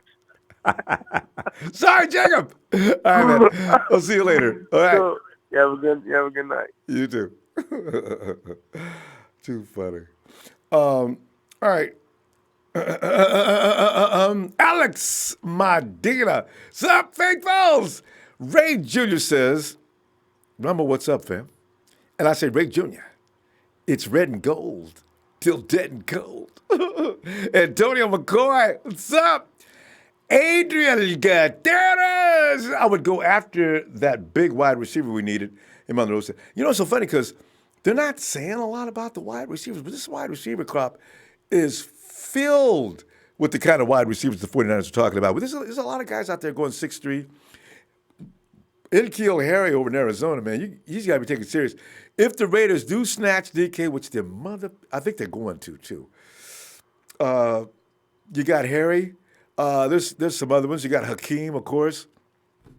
So if they really want a big guy, they'll be available. Sir Garcia, what's up? Antonio McCoy says, question, do you think Terrell Williams, I was just getting ready to say, or forget about the draft as far as a big guy this year, especially if DK's gone, get Terrell, a proven entity that will hit the ground running and do a job. He would fit right in with what the 49ers do, too. And I think he's a selfless kind of guy that's going to get out there and he's going to blend in, because what is important to Kyle is don't become bigger than the team. This is why Kyle does not really like number one receivers. And I'm saying that because he was quoted saying, I'd rather have a room full of twos than a one. His system does not negate it. You know, he's not about always looking for that one guy. Julio did a good job with him, but Julio was still part of the team. He never took the he never put an I in there instead. It was always about the team. And he did a great job.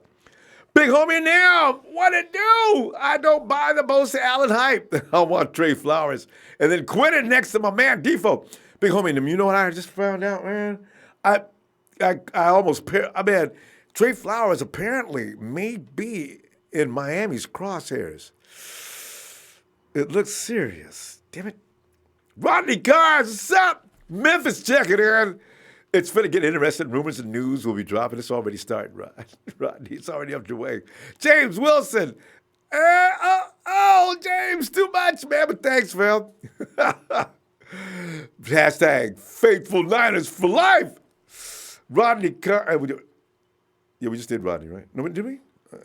Yeah, we just did Rodney. All right. Here he is. That man across middle America. Oh, hey, wait. Tyler and I discussed this. He's not exactly in the Midwest. Tyler's like, Tyler, where are you? Illinois. Tyler, aren't you considered Midwest? Isn't Middle America and it's like that's not North America, but okay. No, I'm sorry. Middle America is actually that's a political term. I mean, Midwest. I'm sorry. Midwest. Illinois, if I look on the map, you're leaning in the east, though. So, yeah. I guess, yeah. Mid. Yeah. I got still middle. But, Tyler, John Lynch. You know what sucks? What? The weather? We're the only state that had loss of population last year. A loss of population? Yeah, because of our stupid governor. But Would he throw people out?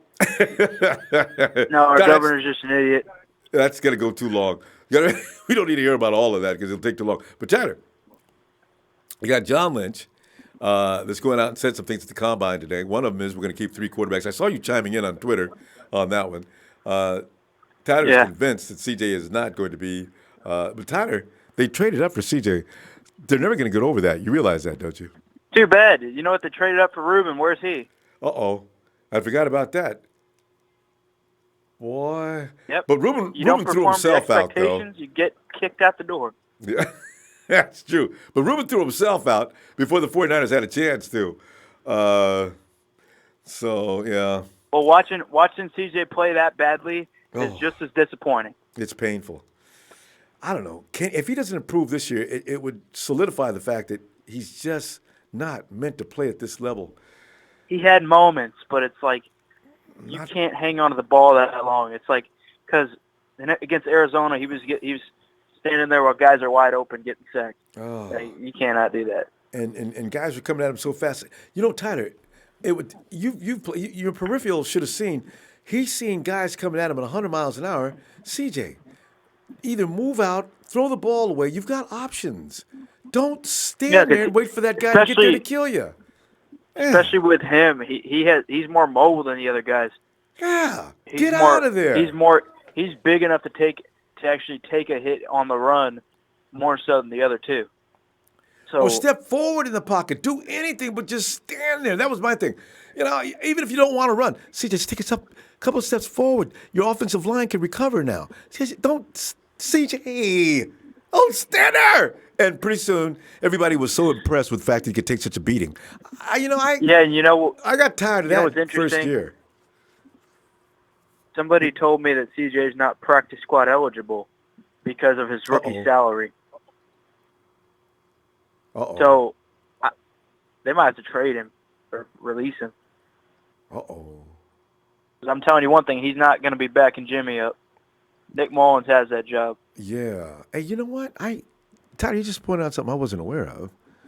Is Nick Mullens somebody told me that on Twitter? Nick Mullens is eligible for the practice squad. He's an undrafted free agent. He doesn't have a high salary. But, CJ's not eligible for the practice squad, huh? That's what somebody told me. And the thing is, I still respond to the person that told me that on Twitter. And I'm like, yeah, he is. Anybody can play on the practice squad, but I didn't know what I was talking about. I just said that to say it. Even after a certain amount of time, you can't play on the practice squad. You can't.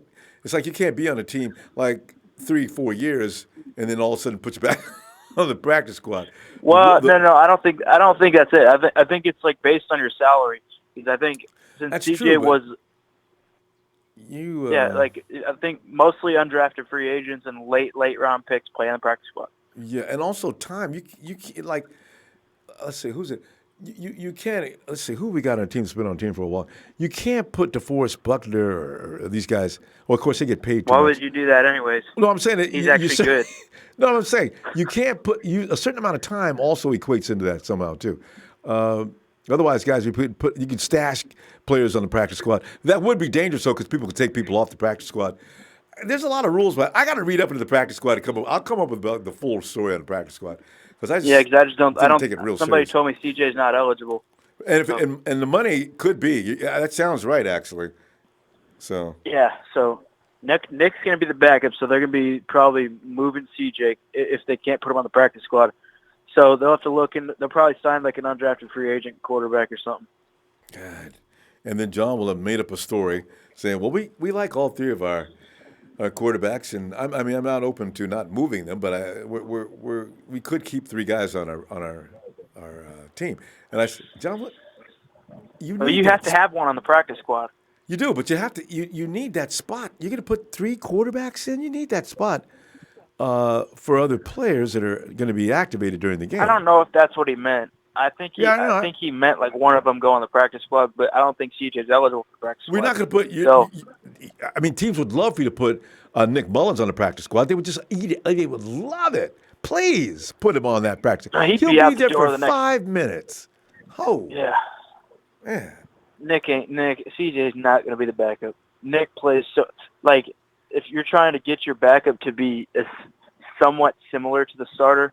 Now Jimmy is a million times better than Nick, but Nick plays more similar. You know what I mean? Like there are things Nick has to work on because it's something that bothered me when he played was I don't think he ever really stepped up into the pocket or took a step forward. He just like catch a snap and stop. He wouldn't do a drop back either. from the shotgun. Yeah, well, he rolled out. That bothered me. He rolled out a few times. You know, Nick he needs rolled time. out, yeah, but I'm talking about dropbacks. Yeah, he stepped forward in the pocket a few times to make a nice shot. I mean, he caught George Kittle on one. He's a guy who likes to stay in that pocket and navigate, though. And Kyle likes that. Yeah, that's fine. I'm just saying, if you're taking a shotgun snap, you still take a couple steps back after you catch it. You don't just catch it and stand there. Like, you can't do that. Because if you stand there, you're giving the D-line is a lot closer to you. And they're going to kill you, especially directly under center. Exactly right. Especially if it's CJ doing that. Yeah, I know. CJ at least takes a couple steps back. But it should take about 5 or 6. Give him more time. Tyler, we got to stop, though. Trust me. We got to stop. I'll tell you what, though. I'll be looking for you tomorrow as we ain't stopping this week. So, and you're singing happy birthday to me tomorrow. That's right. You're the birthday boy. Tell you what, birthday boy. Tomorrow. All right. Get on. Don't make a mistake and not get it, man, because I'm already going to be rehearsing all night. Definitely. All right, Tanner. You can tweet at me at midnight. All right. Yeah. We got to get that done. It'll be midnight here in 2 hours. All right. Got it. I'll make sure to get that done before midnight then. All right. Good night, Tyler. All right. Niner Empire, Niner for life. Forever faithful. This is my team since I was 9. Niner Empire, Niner for life. Forever faithful. I'll repeat it and say it again. Love this team. Love you, Ronbo. Love the Niner Empire. Niner Empire, Niner for life. Forever faithful. Bye, bro. That's why people used to call Tyler my nephew. Look at how you know, man. The dude kills me. I claimed him as my nephew, too. Michael Ellis says, I really like Terrell Williams. I think he can be great for us, and he is still young. I'm telling you, man, I know he's going to get a lot of, man, and people could be coming after Terrell, though. This dude, 6'4", and runs like a 4.5. I think. Wait, am I right? 4.4. 4.4. That's what's special about him and Moncrief.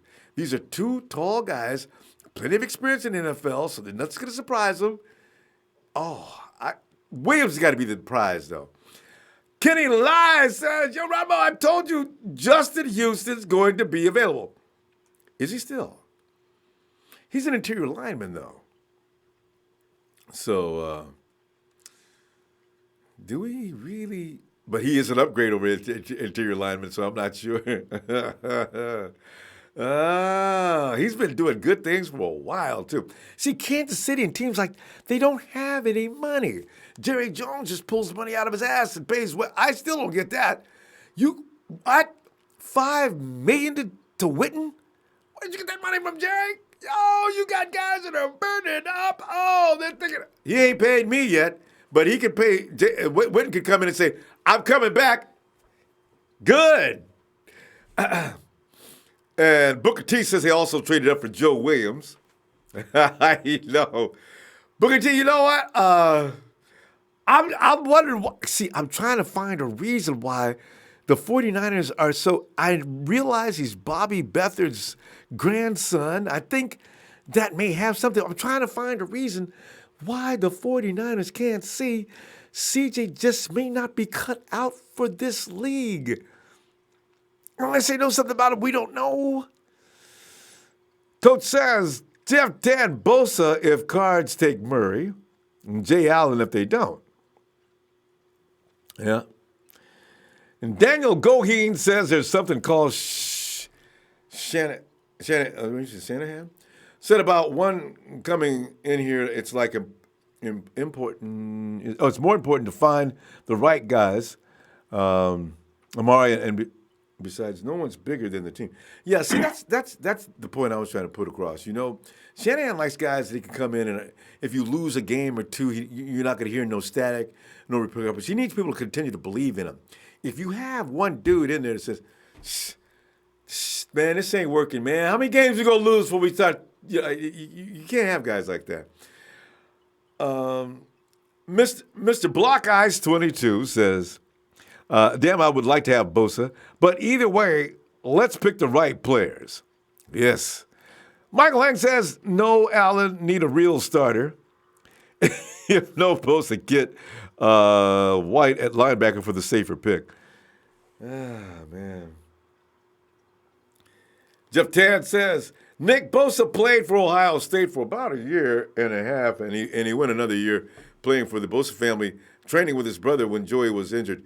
Yeah, a lot of folks are maybe looking at Bosa. He made a business decision by going, and I granted he abandoned his team and everything. I understand that, but I think he did that because he knew the NFL was going to be calling, and he didn't want to come staggering in with some crazy injury he got. A lot of players do. Nick's not the only guy that takes off that. Look at Christian McCaffrey. He didn't even show up at bowl. I think it was him. He didn't show up at a bowl game either because he was worried about getting hurt. You know, you don't want to ruin your stock before you get in. Look what happened to Smith over in Dallas. Shredded his knee. There are real dangers in playing these games, and you got really high skill, and you know you're going high in the draft. So I kind of understand him doing that. So I ain't mad at him. 587 Calgary, Alberta. Hey, wait, that's got to be Coach.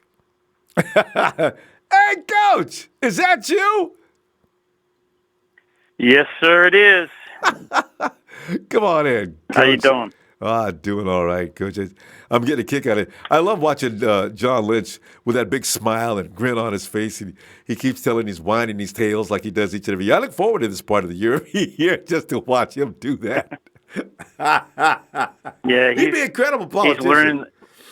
He's learning the Wile E. Cat routine. Yeah, you know. And the thing about three quarterbacks, well, Coach, what is your assessment of the three quarterbacks? And did you know about the thing Kyra and I were just talking about? We're not sure about the practice squad policies. What's up with that? Well, he's saying that now, of course, because it's preseason. I mean, it's preseason, so he's got to say that. He can't say, "Well, we're going to trade CJ or cut him." Yeah, you just don't do that. Right. Oh, and then you give yourself no possibility for a deal. Yeah, that's right.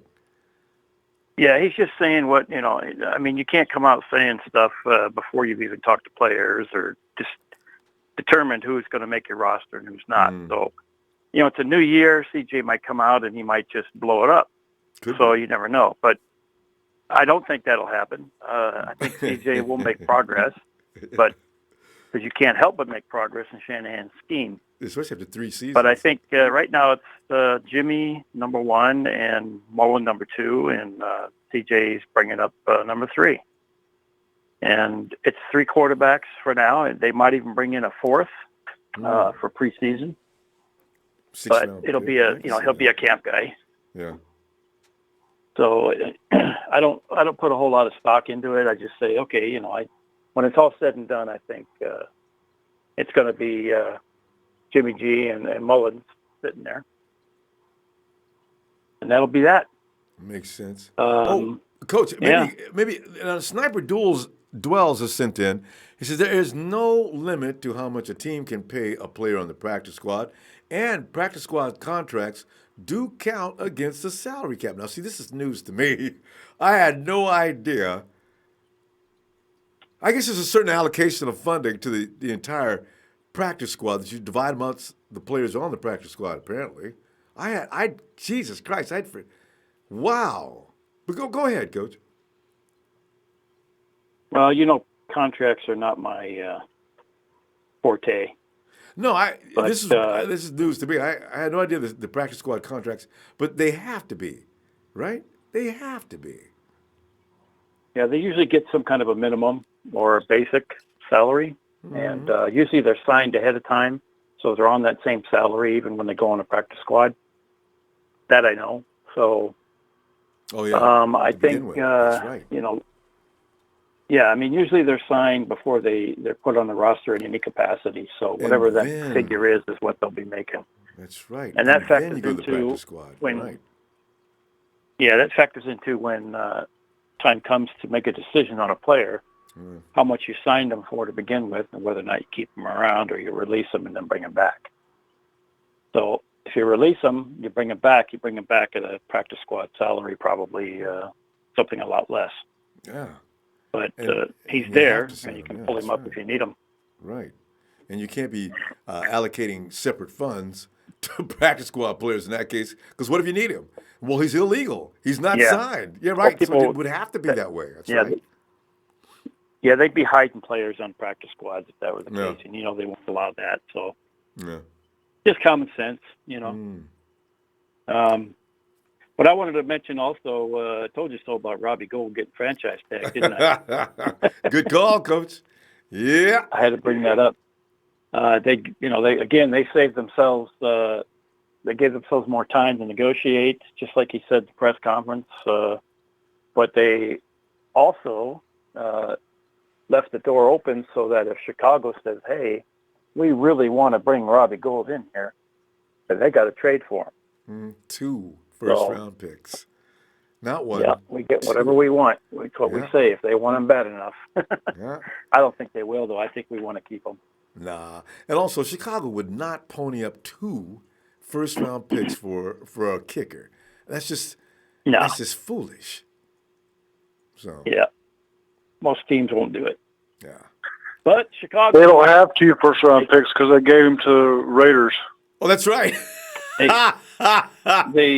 that too, Coach. I'd forgotten all about that. Yeah, I'm not Amari. thinking about it. It won't happen no matter what. But Yeah. The thing is, they got to get a deal done with Robbie. So they got till what, March 13, I think. It goes beyond that. That March 13 was a deadline. If you franchise tag them, you have to, because March 13th, apparently they must be far off from a deal. They're not going to fool around with that, and they go ahead and make sure they give themselves time. Doesn't it go beyond March 13th? I think they've got an indefinite amount of time, don't they? Maybe June, yeah. Yeah. Yeah, maybe June, I guess. But, that gives them time to negotiate something, and I'm sure they'll come up with something. So he'll be a 49er for the rest of his career. Oh, he's got to be. Robbie, you can move to California. It's not absolutely necessary to stay in Chicago. And stop telling people you're raising your children as Bears fans. That was the most... come on, Robbie. Next year, maybe you'll probably say, I've stopped telling my kids to root for the Bears. I'll tell you that right now. As the crowd goes wild, that would do it. Yeah.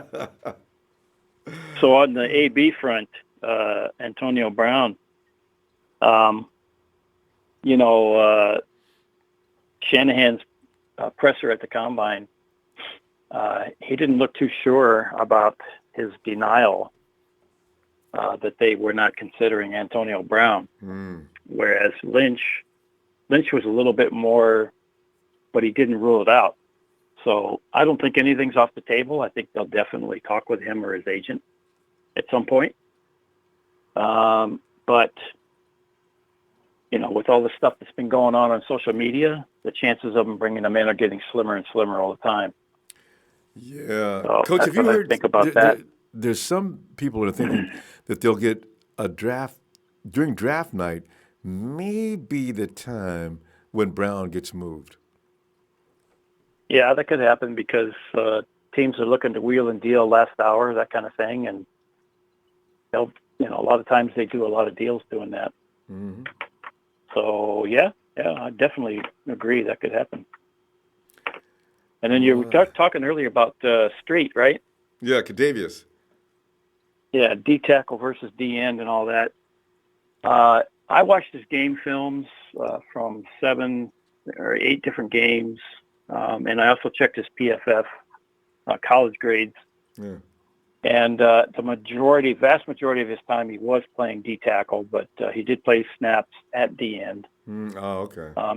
And he got a few sacks there as well, but most of the time he was getting them from inside. Yeah, because the 49ers wouldn't have got him to play outside. Do you think? I don't think. No, he's not going to play. He won't play outside in our scheme. No way. He's got to play just like Armstead. Him and Armstead will probably be rotating. That'll probably be what it is. That makes more sense. Because Armstead just was discovered this year to be particularly violent from the inside, which is interesting. Nose tackle, Armstead. I never noticed him lined up at nose tackle. That was the first for me. I went back. I had to find it. Yeah, see, I'm going to go back and look. But I was like, you're right. I agree. I'd like to know where he was when Buckner was getting his sacks. Buckner, I wonder if that had something to do with him. Yeah, Buckner was at the 3 and 5 techniques most of the time at 3 when he got his sacks. As long as we had somebody outside, like when Dakota Watson against the Raiders, he got a couple, and when He Buckner really got got in there, his, they too. were beating up on the guards. God, and Watson was going through untouched a couple on one of those. Yeah. Man, I said, that's amazing. I didn't know he had that kind of Raiders speed. offensive line, man. I They're know just Swiss cheese. well, they got problems. But, Especially after the first round we draft saw pick how they went down. played against better offensive lines. I mean, our D-line did not do well. So I know. that's why, the emphasis has got to be on edge rushing. And I think they know that. John Lynch knows it. So the thing that's going to happen in the draft, and this goes back to, I sent you a note about it as well. The GM for the Cardinals, he said, Josh Rosen is our quarterback right now. I know, and he made very clear right now.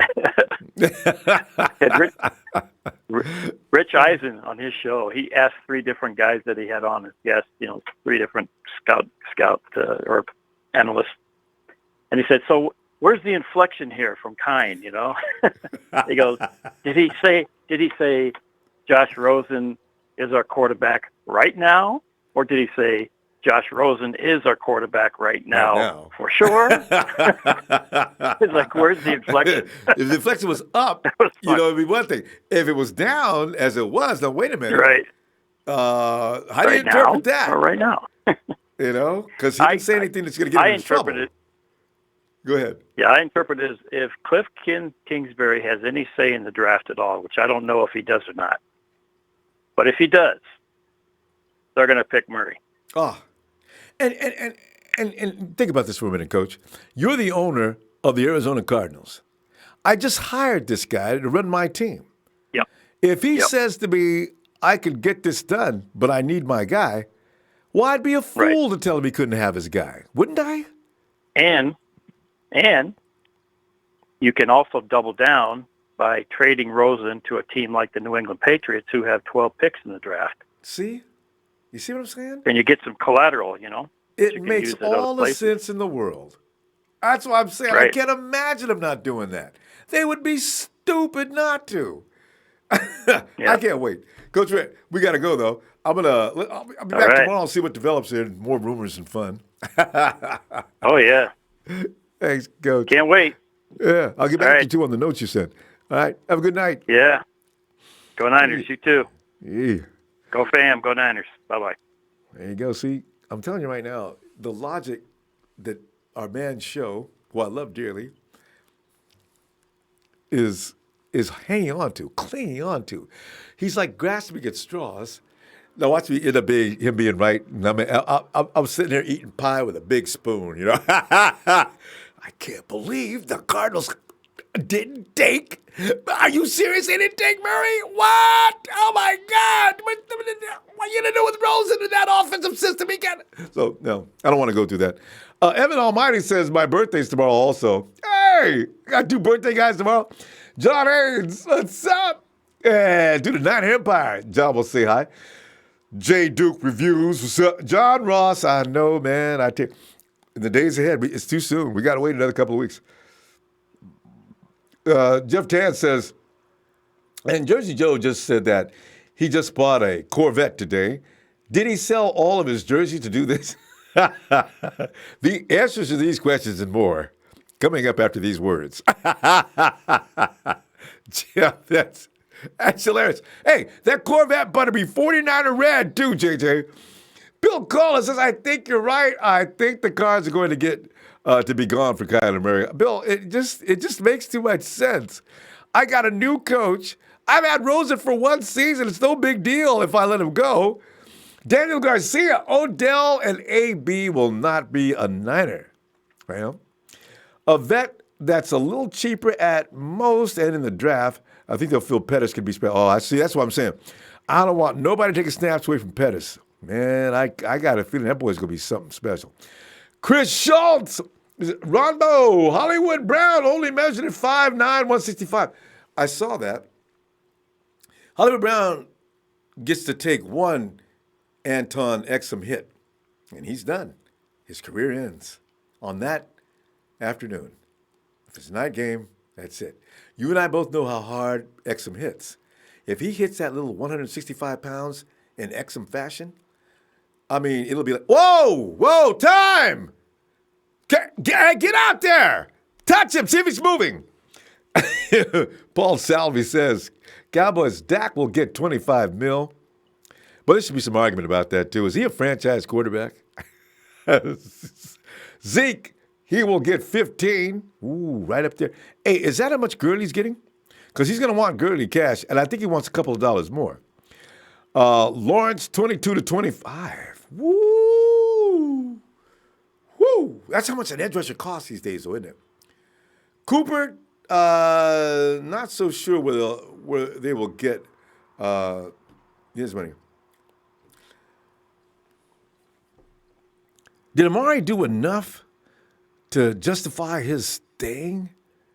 Or do you don't let Amari walk. You know who would pick Amari up? You know. I think the 49ers would pick Amari up. I think they would. Razor said Earl's reps were talking with Dallas today. Yes, I read that.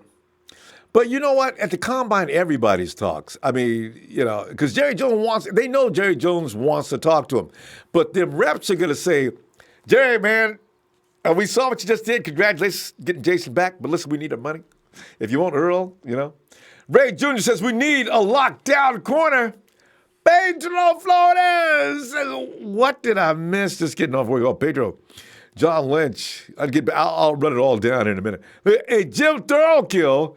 Jamal Curtis, wide receiver from Syracuse. Oh, I remember that too. I got 6'5", 213. 10.5-inch hands. The man walks around with baseball gloves on his hands. That's the stats. Thanks, Jim. I thought you were talking about either wide receiver. It only would be a wide receiver, huh? All right. Oh, here he is. And all of his chiffon glory. He hails from Ohio State, and he still wants to know what is a Buckeye. Hulk, a maniac. A Buckeye is a worthless nut. I know what a Buckeye is. You can't understand. They don't even cook up right. No way you can make Buckeye butter. I mean, you can make peanut butter, you can make an almond butter, you can make cashew butter, but Buckeyes, it's impossible to make butter out of that. So I'm with you on that. No, they're poisonous. They're poisonous. You can't eat them. Half a million squirrels around the Ohio area have found that out. I've always wondered how animals know not to eat something. Oh, God. Hey, but Hulk, I know you got some opinions about some of the things that are being said as far as John Lynch getting up there with that big smile on his face. I tried to get on yesterday, and I couldn't. I don't know. You were like cutting out, and I couldn't hear. I didn't know yeah, that's right. I was yelling and screaming, Hulk, come on in, Hulk. Did Hulk fall asleep on me? So, yeah. No, well, you're good. I wasn't falling asleep. Yeah, you're going to hear you today. So, but Hulk, as I said, you got John Lynch. He says there will be no Antonio Brown. We're keeping all three of our quarterbacks as we like all our guys. We think they're character individuals and they're good people, and we're not concerned with their skills. They're not going anywhere. And we should Earl trade Thomas, C.J. Beathard for a 5th-round pick. Ooh, hey, because we don't have a 5th-round pick. Yes, wouldn't that be nice? Wouldn't that be nice? And there's only one more round. We got him in, the 4th? Yeah. He lost. It's just like driving a car off the lot. It's depreciated anyway. So getting a 5th-round pick would be nice. Yeah. And then, and as I say, AB is off the table according to what's being said now. Well, Terrell Williams said he wants to be a number 1 receiver. Anyway, I read that too. Yeah, he believes he's a number 1 receiver. I like Williams anyway. He fills a void. If we're going to take not having a tall guy on our roster seriously, there he is, right there, Terrell Williams. And the guy's talented too. But I want to talk about what Big Show was talking about yesterday. Boy, tell me, pick out which, because Big Show's always talking about something. Which area are you talking? About the Big Ten. The Big Ten. Oh, you heard that, did you? Okay. Go ahead. All right.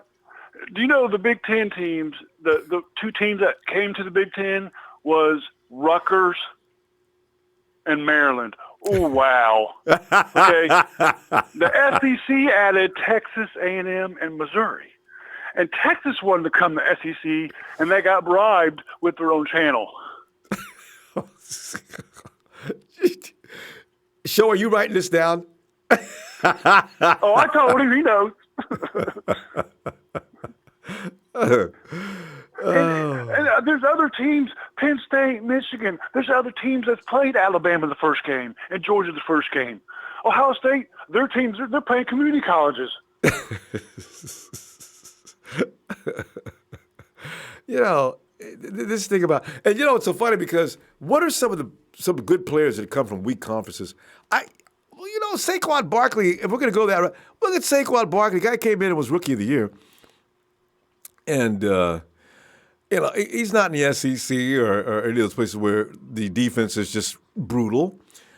Sometimes you can't really go by the conference a player comes out of. Not always. Although I got to tell you, out in the West Coast and up in the Oregon area, I'm not really Stanford. I'm not crazy about the players coming out of the this area, but yeah. And people can say, "Yeah, look at Joey. What the hell did Joey do when he played us? Mike McGlinchey was throwing him to the ground. He wasn't doing nothing." Hey, you know what? One thing, some schools specialize in guys. You look at Iowa and these tight ends that are coming out of Iowa, and then you look at Notre Dame and the offensive linemen.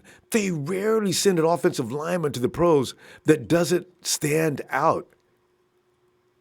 I mean, Nelson and McGlinchey are ridiculous. They came in and actually, if we would have been ranked higher as far as standings and won more games, I'm sure they would have been neck and neck because McGlinchey was outstatting Nelson all year long. So. Yeah. And I think the only reason we got McGlinchey is because they knew the Raiders wanted him. I heard about that. I was telling the Nighthawk fan club, I said, if you think about it, Raiders, after we got McGlinchey, Raiders traded their pick. Mm-hmm. And went and got the kid from UCLA. Colton, whatever. Yeah. Yeah. Well, he went down when we played him. They bent him up like a pretzel on that fabulous night as we beat the Raiders to death. And after Colton went down, it did get worse. I mean, as soon as the ball was snapped, Derek Carr, all you seen as he disappeared in the cameras, oh, Jesus. People want people want Nick Bosa for what? So they can be on the sideline hurt with Jimmy Ward? Well, you know, Bosa is like a lot of us are in the Bosa trade. If he comes in and gets hurt, we're going to be doing like Trez has been for the last 2 years, crying and apologizing. He'll probably get hurt trying to run around cones. I want to see that. Shady, we got to go, Hulk. I didn't want to do, man. I'll see you tomorrow, okay? All right. Go down. All right, fam.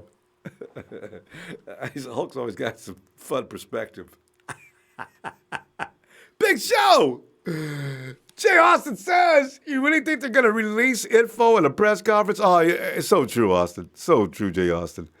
They're not. But I get a kick out of the way. I would probably blow it. If I was up there lying, they'd probably know, oh, Jesus, this dude is lying. It's so bad. I couldn't do it right.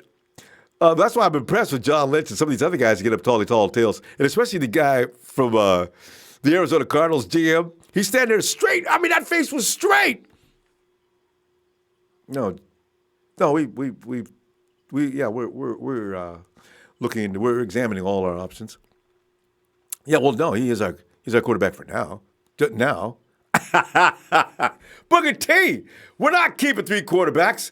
JL had to praise him. Like, what else was he supposed to say? CJ's probably on the trade block. You know, if they trade Nick Mullens to keep CJ, there's gonna be riots out there. Boy, don't do it, John. John Haynes says, check out the safety from UCLA, Pickett.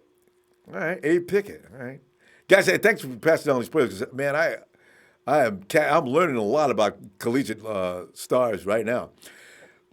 Kevin Steffi says AB trade out is out of the question. No one's going to trade for his very mature booty.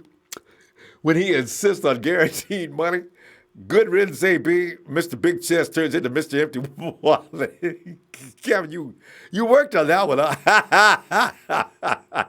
I can't believe he said that either, though. AB, are you serious? Razor says, rumor just came out that Baltimore is going to make strong push to get Le'Veon Bell.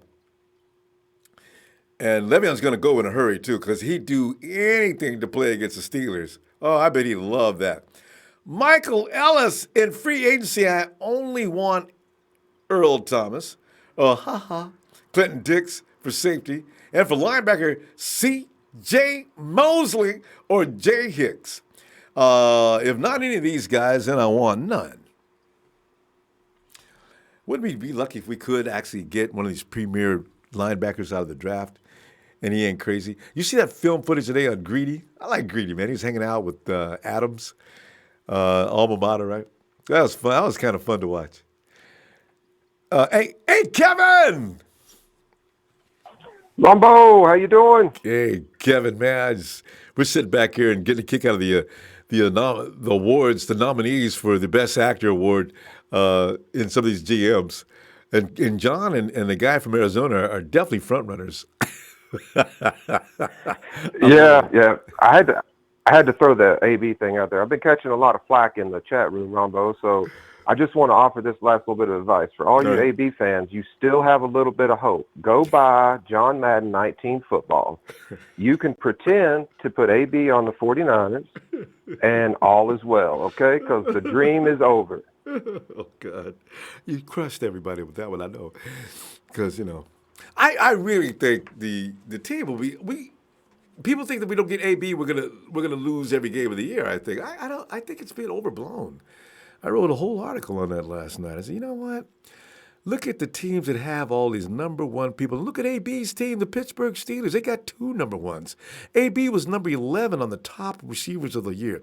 His boy Juju Smith-Schuster was at number 5. They got 2. They didn't even make the playoffs, and didn't they go 7-9?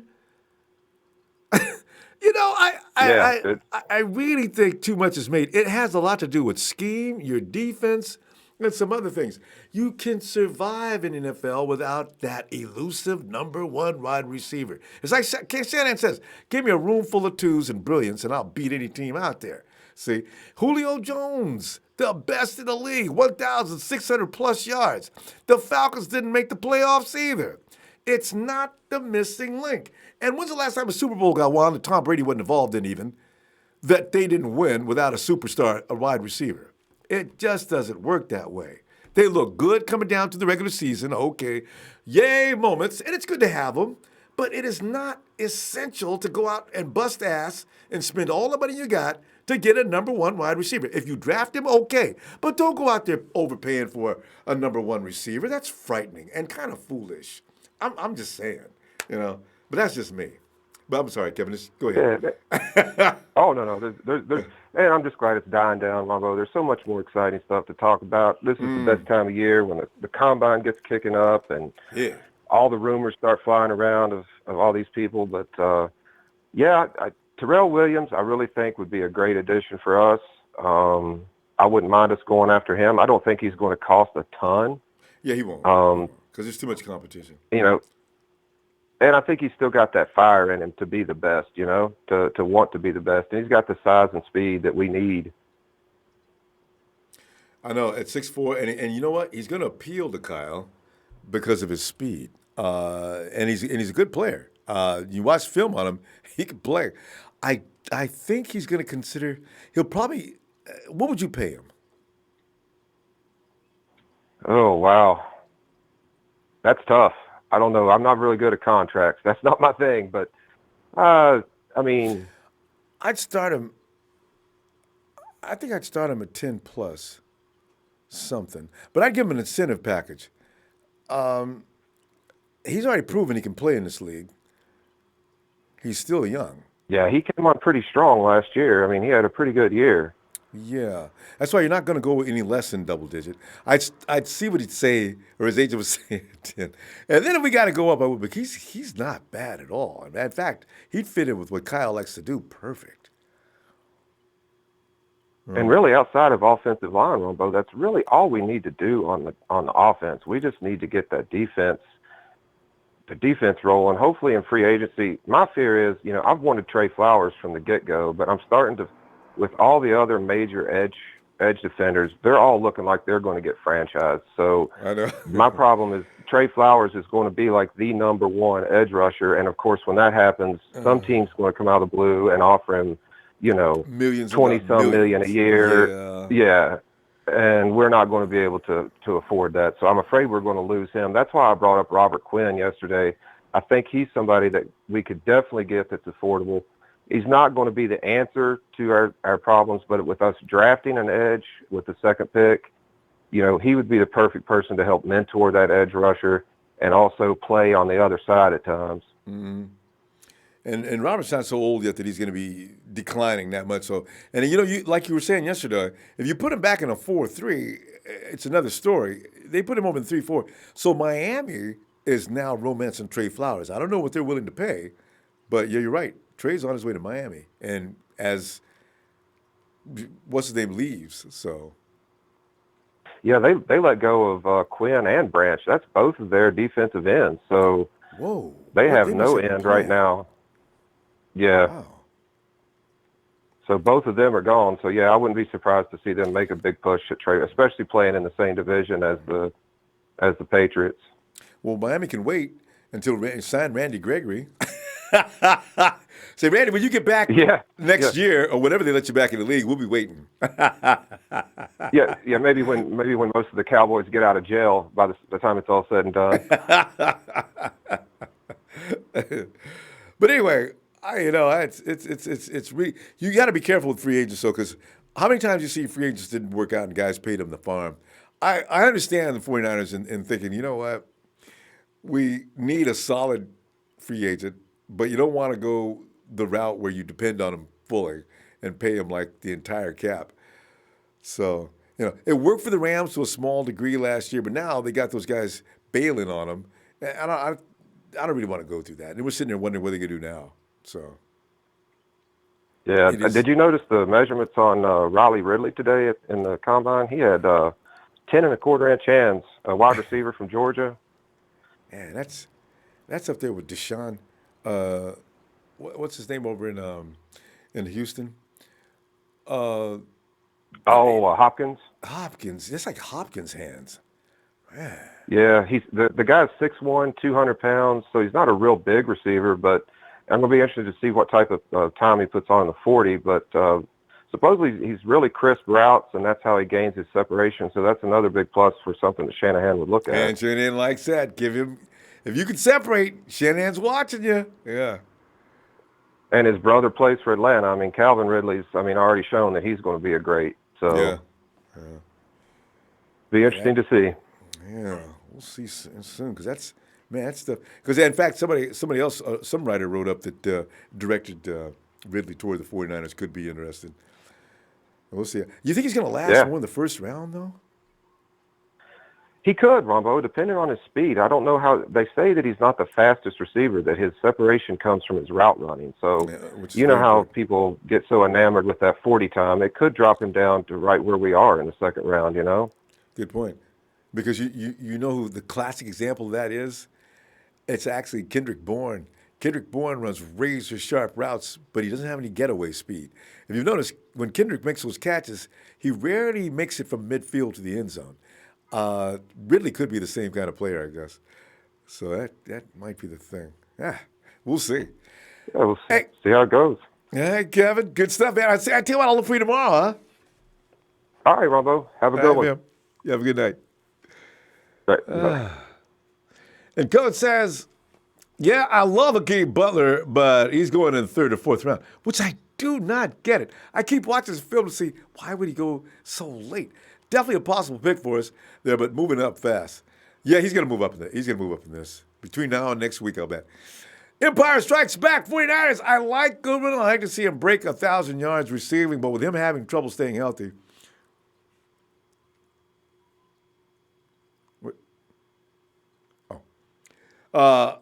With him having trouble staying healthy, I doubt it. Either way, I still like the man, and I showed heart for us. Goodwin got hurt at the beginning of last year, but Goodwin was mentally hurt more than anything else. That thing with him and his wife are going through for the last 2 seasons really devastating.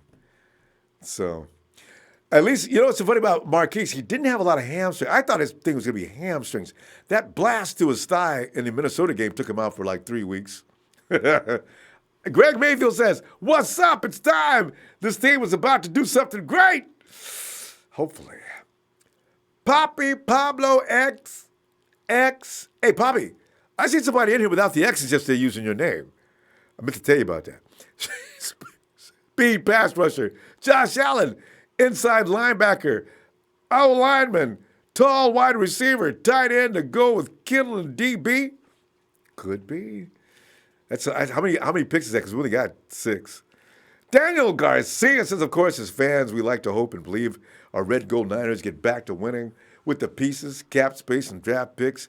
We should have faith. Tired of bleeping losing. Shake my head. 100.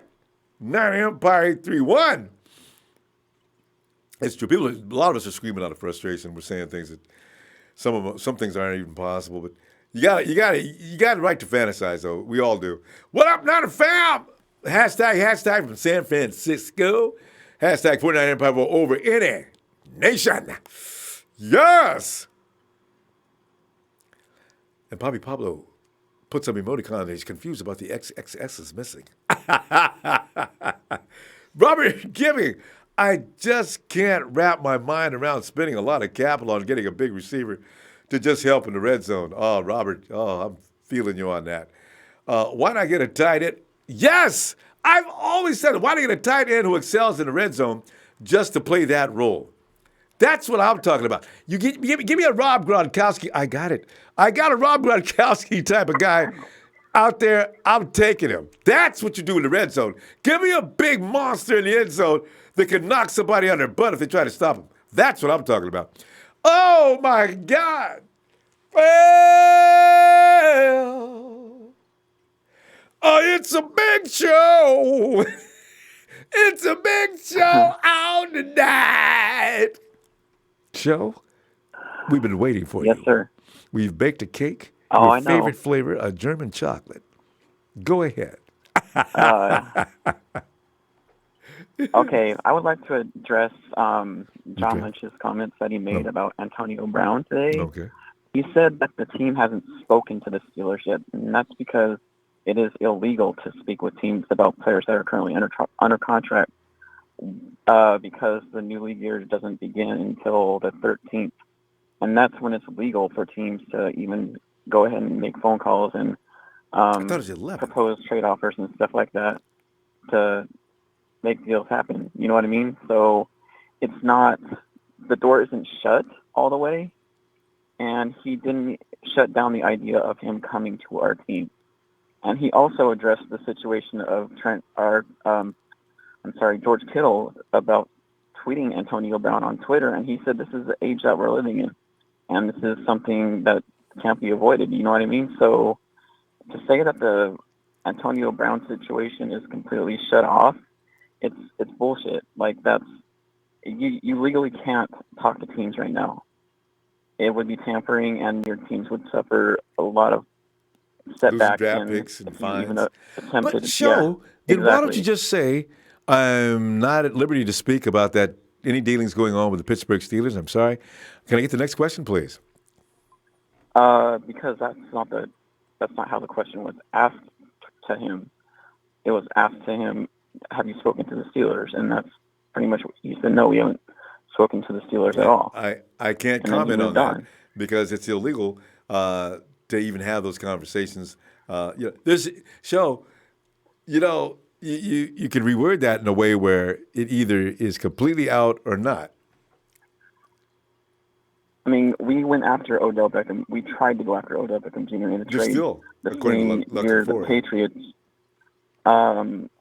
we're trying to go after him as well. And to say that we're not going after a true number one is kind of bullshit, Ronbo. We've had twos for 2 years, and they haven't done shit for us, Ronbo.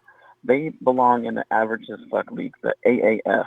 They And do who's not been belong in the who's been the NFL. These guys quarterback? have not And who's done. been the quarterback? And who's been It the doesn't quarterback? matter Let me tell you who's something been right the now. quarterback It or not. They matters need like to hell. It step up and matters. play, You're not Ronbo. going They anywhere need with to a step up and mediocre play, and they haven't quarterback. stepped up at all.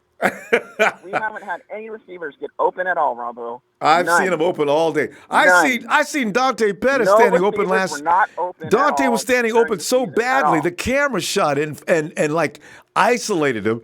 And the booth guy says, "Yeah, Dante Pettis wide open on the left side." And there was George Kittle is standing there waving his arms. That argument won't work with me, Show. We've had guys open all the time. We don't have Jimmy G on the field, Show. You're grading When we unfairly. did have Jimmy Garoppolo, for the time that we had him, Ronbo, there were no receivers open for him. How many yards a game was Jimmy? He was ranked as one of the top quarterbacks in the NFL for 6 weeks, 5 weeks straight. Show, what are you talking about? He was throwing to one player. No, he wasn't. They talked about how many people he spread the ball around with all game long. 8, 9 receivers. Oh. Oh. Anyway, I'm not gonna get in this argument with you because it's true. It's go nowhere. Who's the one person he was throwing to? Ronbo. Who's the one person he was throwing to? George Kittle only. And oh my God! How come Marquise Goodwin almost got 1,000 yards last year? Anyways, but you were trying to. I'm not sure, Ronbo, but you're running over the truth as if it didn't exist. He didn't just throw to Kittle. Come on. Okay, Ronbo. I want to get to my. Trent Taylor had a 100-yard game. I want to get to Fred Warner for a minute. Please. You were trying to discredit me earlier. No. I said you said it, but then I thought you picked about. I made a mistake. Yeah, I said I thought you picked him in the draft several times. Yeah, I had mentioned it several times on your show, and I was completely ridiculed by everyone, and I was laughed at by everyone, which caused me to change my draft around. Because if they saw that name on there, I would have never have heard the end of it from anybody on here. I didn't laugh about that shit. I didn't know who Fred Warner was. But yeah. Anyways, and if there's anything that I gave you credit Ronbo, on that. it's my college. I gave you credit. It's my college football players. I gave you credit on Fred Warner. I didn't know anything about him. I apologized later. I love college football, Ronbo, and if there's anything I know, it is college football players. And a lot of the callers on here see Nick Bosa as an edge, but a lot of them also don't watch college football. They just see him on YouTube, and they freak out, and they fall in love with him, and they fall in love with the hype. But he's got nice biceps. You got to admit, those are really attractive. I'm telling you right now. I like his man. The guy's but they've also caused him to tear his pectoral muscle too. So,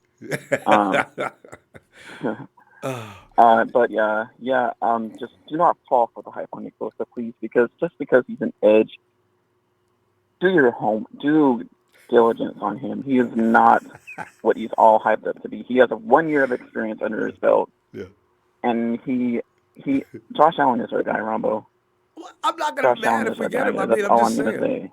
I'm not an anti-Josh Allen guy. I'm not. I'm just between the two. And if we sign an edge rusher in free agency, which is 99% going to happen, then I don't even see us staying at our second pick because we were at number 2 in 2017, and we didn't stay there. So I wouldn't be surprised if we saw a trade happen the first day of the draft. Because John Lynch has always said that we're open for business, and free agency will dictate everything what we do in the draft. So, hey, Rob, show this is Mark, man. I hate to interrupt, bro, and I want. What's up, Mark? But I know, man. I've been screaming for one since 2003, since Terrell Owens was. I'm just trying to only reality too. Yeah, nobody likes to swallow reality. Got traded already. Flacco, he's in Denver, so teams can trade. It's just not official. Oh, in principle, in principle. So, yeah, but they can't legally say that. Yeah. But they can't legally do anything until the new league year starts. They can't put together contracts or anything like that. You know what I mean? So I mean, we don't leak anything out of our organization. We don't leak who we're going to sign or anything like that. But I'm on the same page. Yeah, I'm glad you are, because we haven't had a receiver that was worked out for us since Terrell Owens left in 2003, and that's That's why we lost the Super Bowl. I want to interrupt. I'm gonna go back. Yeah, guys, we got to stop. Yeah. I'm getting thrown out here. But listen, show, we will continue this argument tomorrow. And listen, give the guys for sure, credit man. that deserve it who worked hard last year. So stop telling me nobody got any passes except for Joe. They've been with That's us for not 2 true. years. Anyway, They haven't worked out for us. good. All right, We'll work it out tomorrow. All right. Shout out to everyone. All right, Joe. Oh, God, I love arguing with that guy. I got him again, though. We had more than one receiver last year, especially when Jimmy came in. Every guy on the field became a superstar. Hey, Chris. Hello, Chris. Whoa, couldn't get that mute button off quick enough. Yeah. I'm back 2 nights in a row, baby. Yeah, Chris, you know how things go. We when me and Show get together, we always go through that. But I get my popcorn out. I get my popcorn out, man. I don't get. Jimmy G had one receiver. I'm ready to argue that all day. But Chris, what's on your mind? What are you thinking? Well, I mean, interesting enough, I kind of would pick up on some of that what he was saying, because I got a friend of mine who thinks that we overpaid for Jimmy G. He's just another one of these Patriots cast-offs that caught the check and ain't going to work out, yada, yada, yada. Oh. And, yeah, I went back and looked at some stuff, and, yeah, he didn't look as comfortable at the beginning of the year, but no, he wasn't comfortable that Kansas City game, now,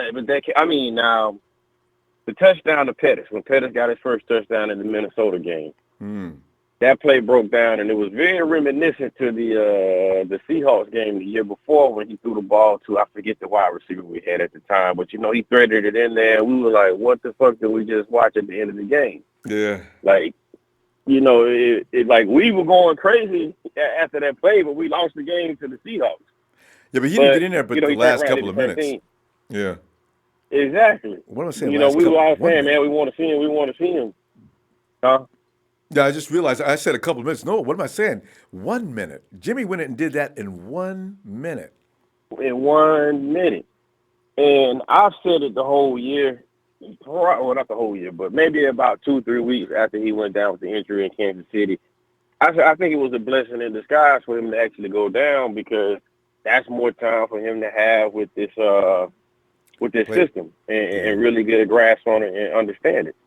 Because, you watch all the behind-the-scenes stuff like Rich, and this is I kind of want to talk about, too, with Rich being gone to Denver or whatever, but I'm paying attention to a lot of the off-season moves and with the coaching staff. And because somebody was asking me tonight about, hey, do you think Salah is really still the problem or whatever? And I was like, no, I don't think so. And I haven't thought so. Like, Sherman really helped get that out of my head that it was him, right? But, and I think coaches come on here and said it before too, I think we really had some weaknesses at some of the coaching levels on defense, Hafley. a.k.a. Todd Haley, whatever, right? Hafley, Jeff Hafley. Yeah. I'm pretty sure. And who's to say that Shanahan didn't get that job secured for him and tell him, hey, you might want to go ahead and apply out? But he got that job fairly quick right after the season started. And then we replaced the D-line coach. He's been given the green light to evaluate Solid, which I'd love to know if they say what the results were from his evaluation. What came of that? Yeah. So he's doing that. And then, the DBs, I'm really looking for some improvement out of them this year, because we have we've got a defensive coordinator, or he was a defensive coordinator the last 2 years, was not longer with Denver, that's now the DB's coach. So, there should be a different level of accountability now with him, the D-line, and then I look at the Wes Welker hire as the wide receivers coach. Yeah. So we still had one of the LaFleur brothers, but I don't think that they're fully confident in whoever the guy was we hired. I know he used to be with us before a couple of years ago for the quarterback's coach position. I don't know if they fully believe in him doing that, and I don't know if they're gonna kind of slide LaFleur over to kind of help him out or whatever. I can't think of our quarterback's coach that we got right now. Hey, but Chad, who's the new quarterback's coach again? Okay. Anyway, you know what? When I remember, I was a little concerned, but as long as Shanahan's walking around there, I am not worried about the quarterbacks because anything that needs working But on, you he's look gonna at be the that. guy. Yeah, but I look at that like, okay, they got Wes Walker here to be wide receivers coach. But I was like, I thought Matt or Mike LaFleur, I forget which one we got, but one of the LaFleur brothers, I thought that that's what he we was got Mike. doing. So Ron's- it's like, yeah, are Ron's they not here. sliding him over to help out or what? Yeah, because So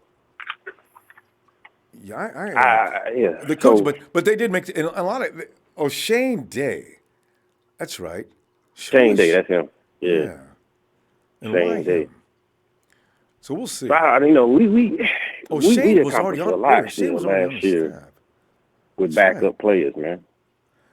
Yeah, and it's going to A come lot down to with certain backup certain players. players in certain positions too. You know what else? Something else, Chris. These guys came in.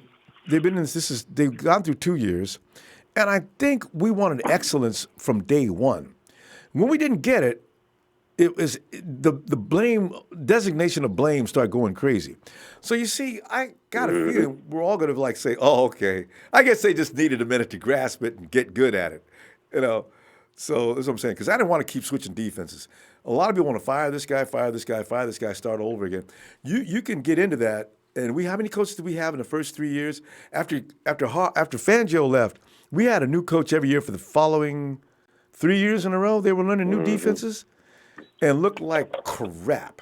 So that's why I said, the change in coaches ain't helping, all right? Can they learn something for a little while and see if they can master it? That was my thing. So, yeah. Or in our case, or my argument, I guess what I'm trying to say is I don't think that it was the coordinator. Maybe it was some of the assistants. Yeah. Because it was also pointed out, too, to take a look at what what's his name did in Indianapolis. I think that was his first year, and he wasn't even their first choice as a as a coach. I think they were going after Josh McDaniels, and he turned it down. Yeah, I know. So they went and got Frank in there. I mean, he did. Yeah. Their rookie came in. They had a pretty good year. Went to the Pro Bowl. It's still, no matter what, you can coach up, but it still comes down. The edge is going to be in the talent. You can teach that kid that's really good, but that kid that's elite is still going to dominate. So, it comes down to that a lot of the time. In fact, probably 80% of the time. So. But, I mean, you look at the Harbaugh coaching staffs that we had. I mean, we had some of the best at every position coaching everybody. And we had some. So I don't know that we've had. We had some bad dudes. And even I know Salo, we did, and I know Salo wasn't like the first choice on defensive coordinator for him, but man, he's mad. But you saw the Senior Bowl behind the scenes stuff, right? When Salo was standing right there next to Shanahan, and he called something out, and Shanahan was like, "How did you know that?" or something. And he told him, he was like, "You're going to be in offensive meetings this year."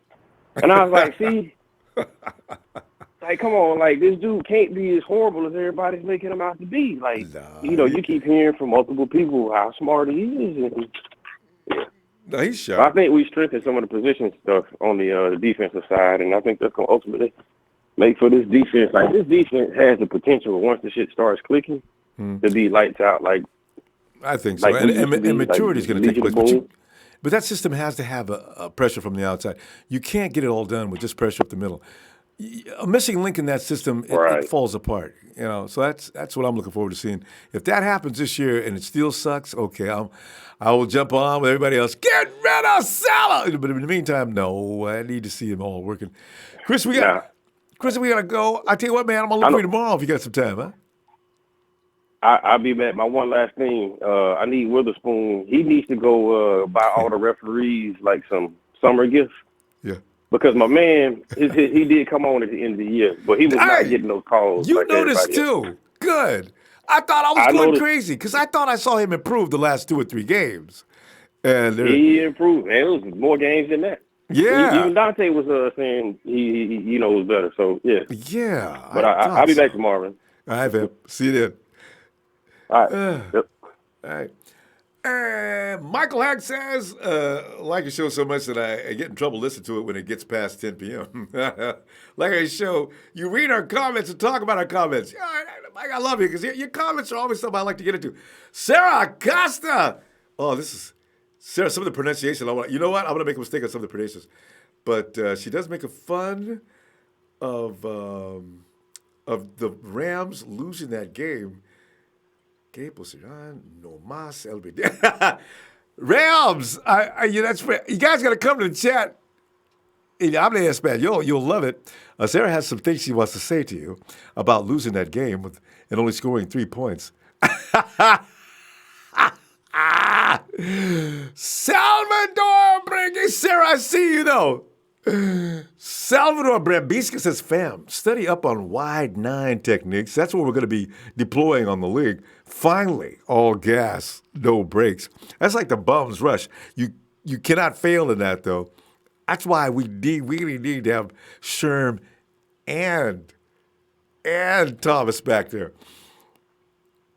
Speed kills. Solomon Thomas tried to get a job at Robert Kraft's favorite mess.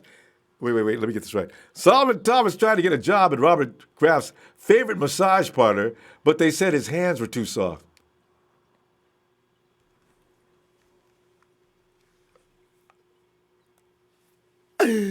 Okay. God, Jesus. Bob Alaska. Sup? Kim Busso Boutro. I love and support anything red and gold, faithful no matter what. You go, Kim. Booker T. Boy, we get a lot from Booker T tonight. Booker, man, you got to call in tomorrow. He said, Booker may be at work, though.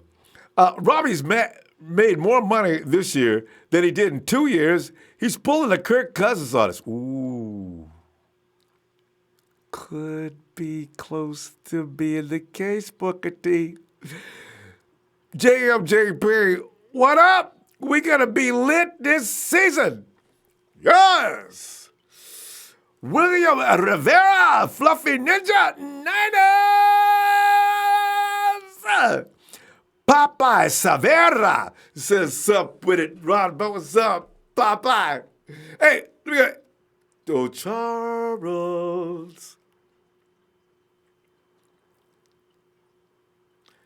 Ronbo. Yo. What's up?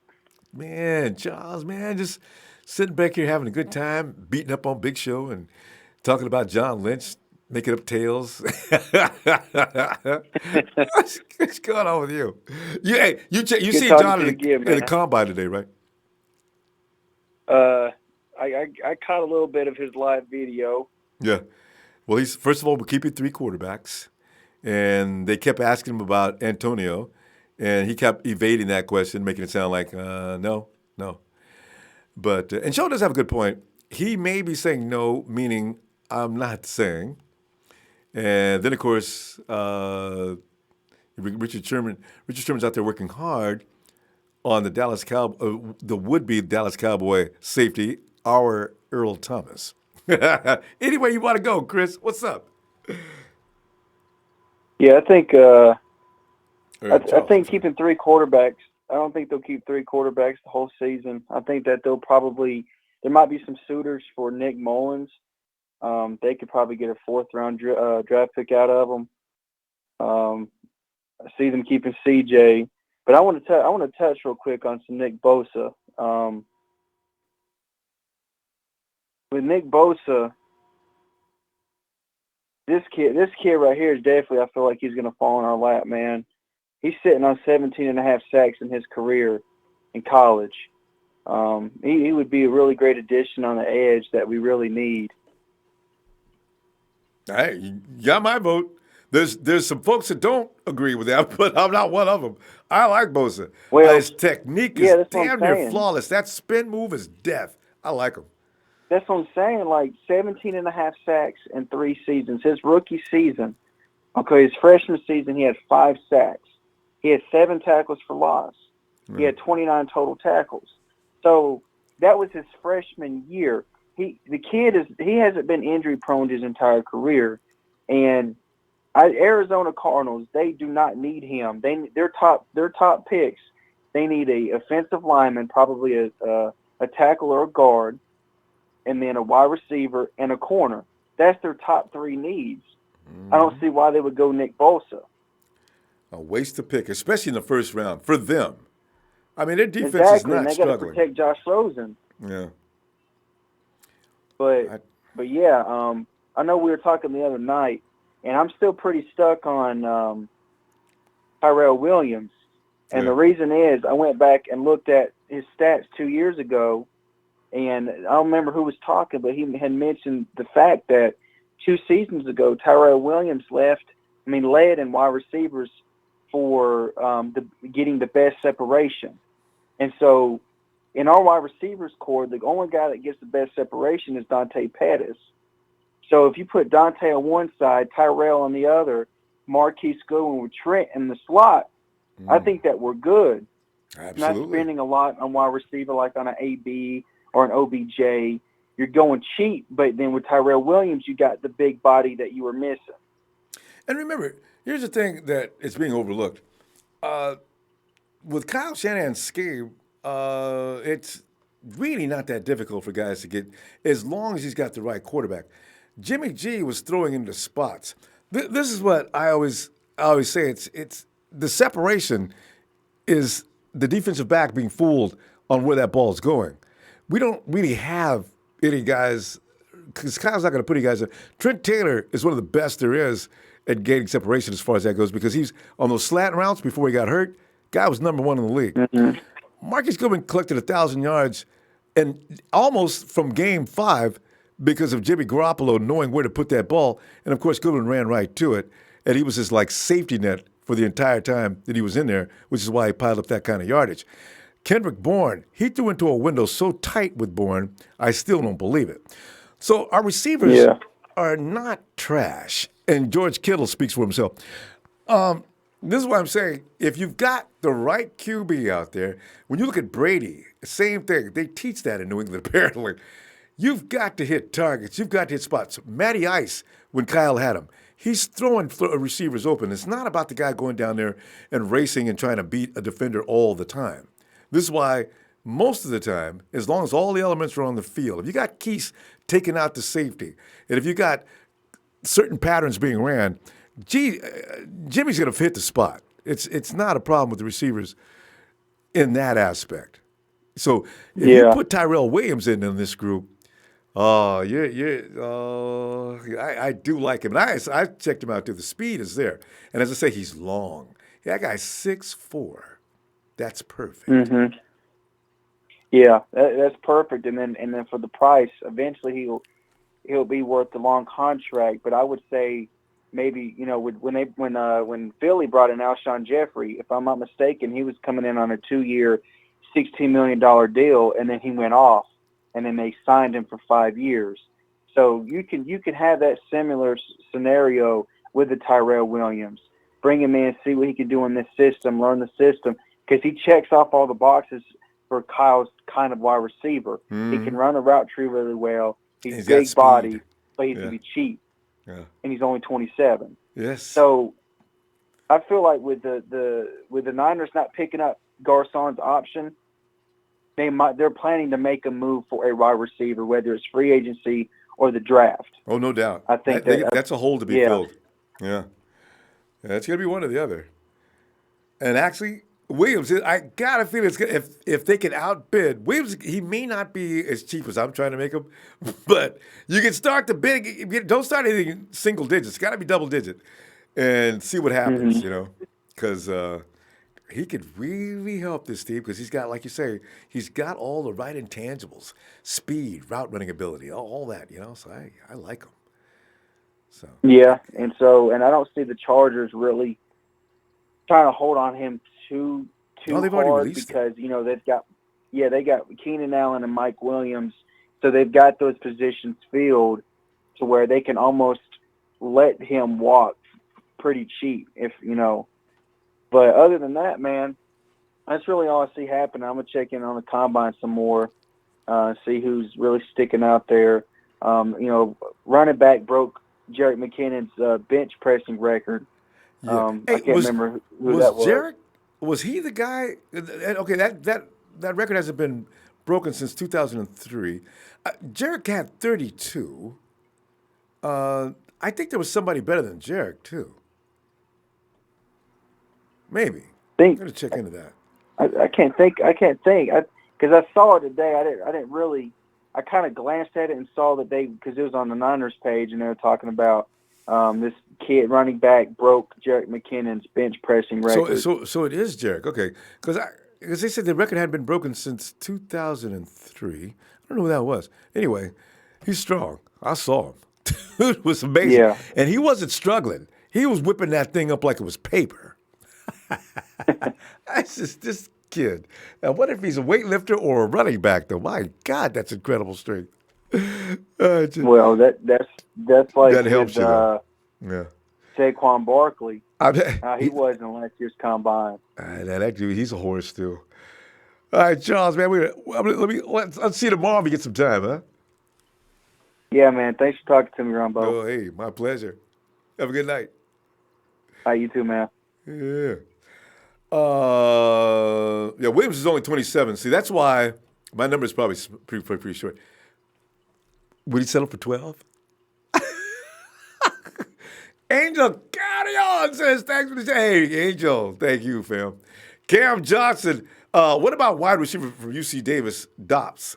See, another guy I'm going to check out.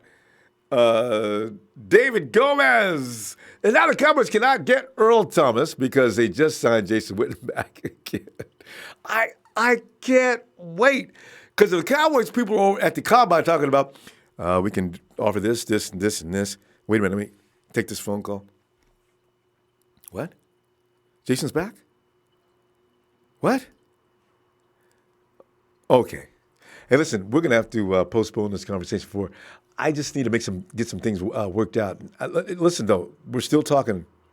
All right, I'll get back to you shortly, because that was supposed to be Earl's money. Now, where else?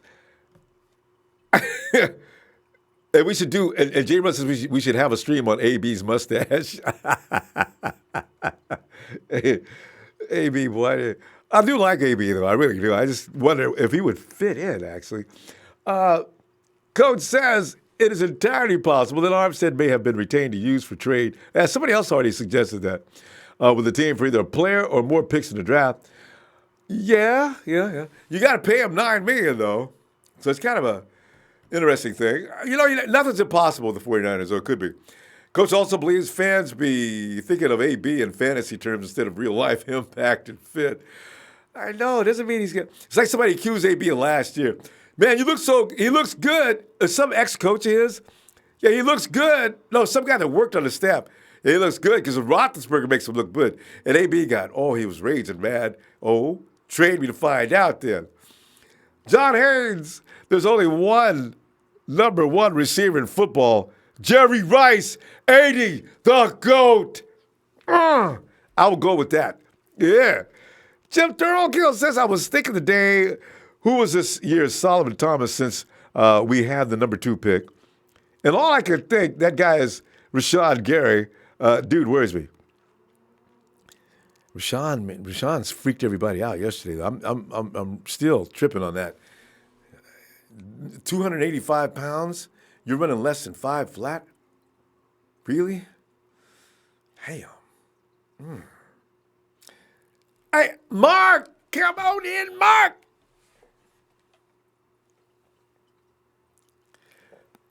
Mark to Mark.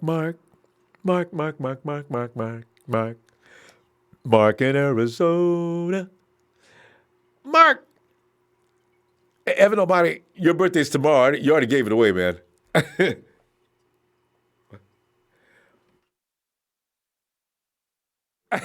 Oh, he's on the East Coast.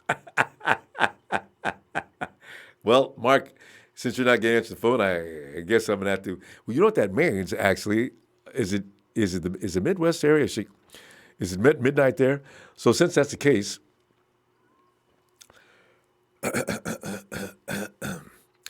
happy birthday to you. Happy birthday, Evan.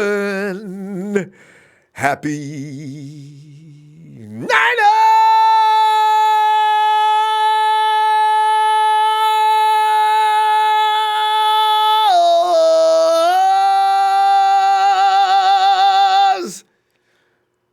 birthday say to Heaven Almighty, yeah, man.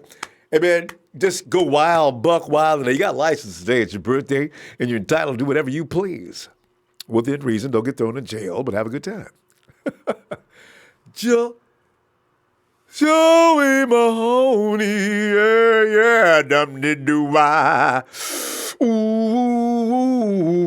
yeah.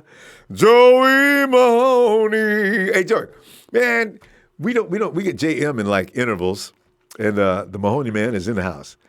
Joey, how's my boy Ronbo? He's got a kid. He's got a kitty named Ronbo.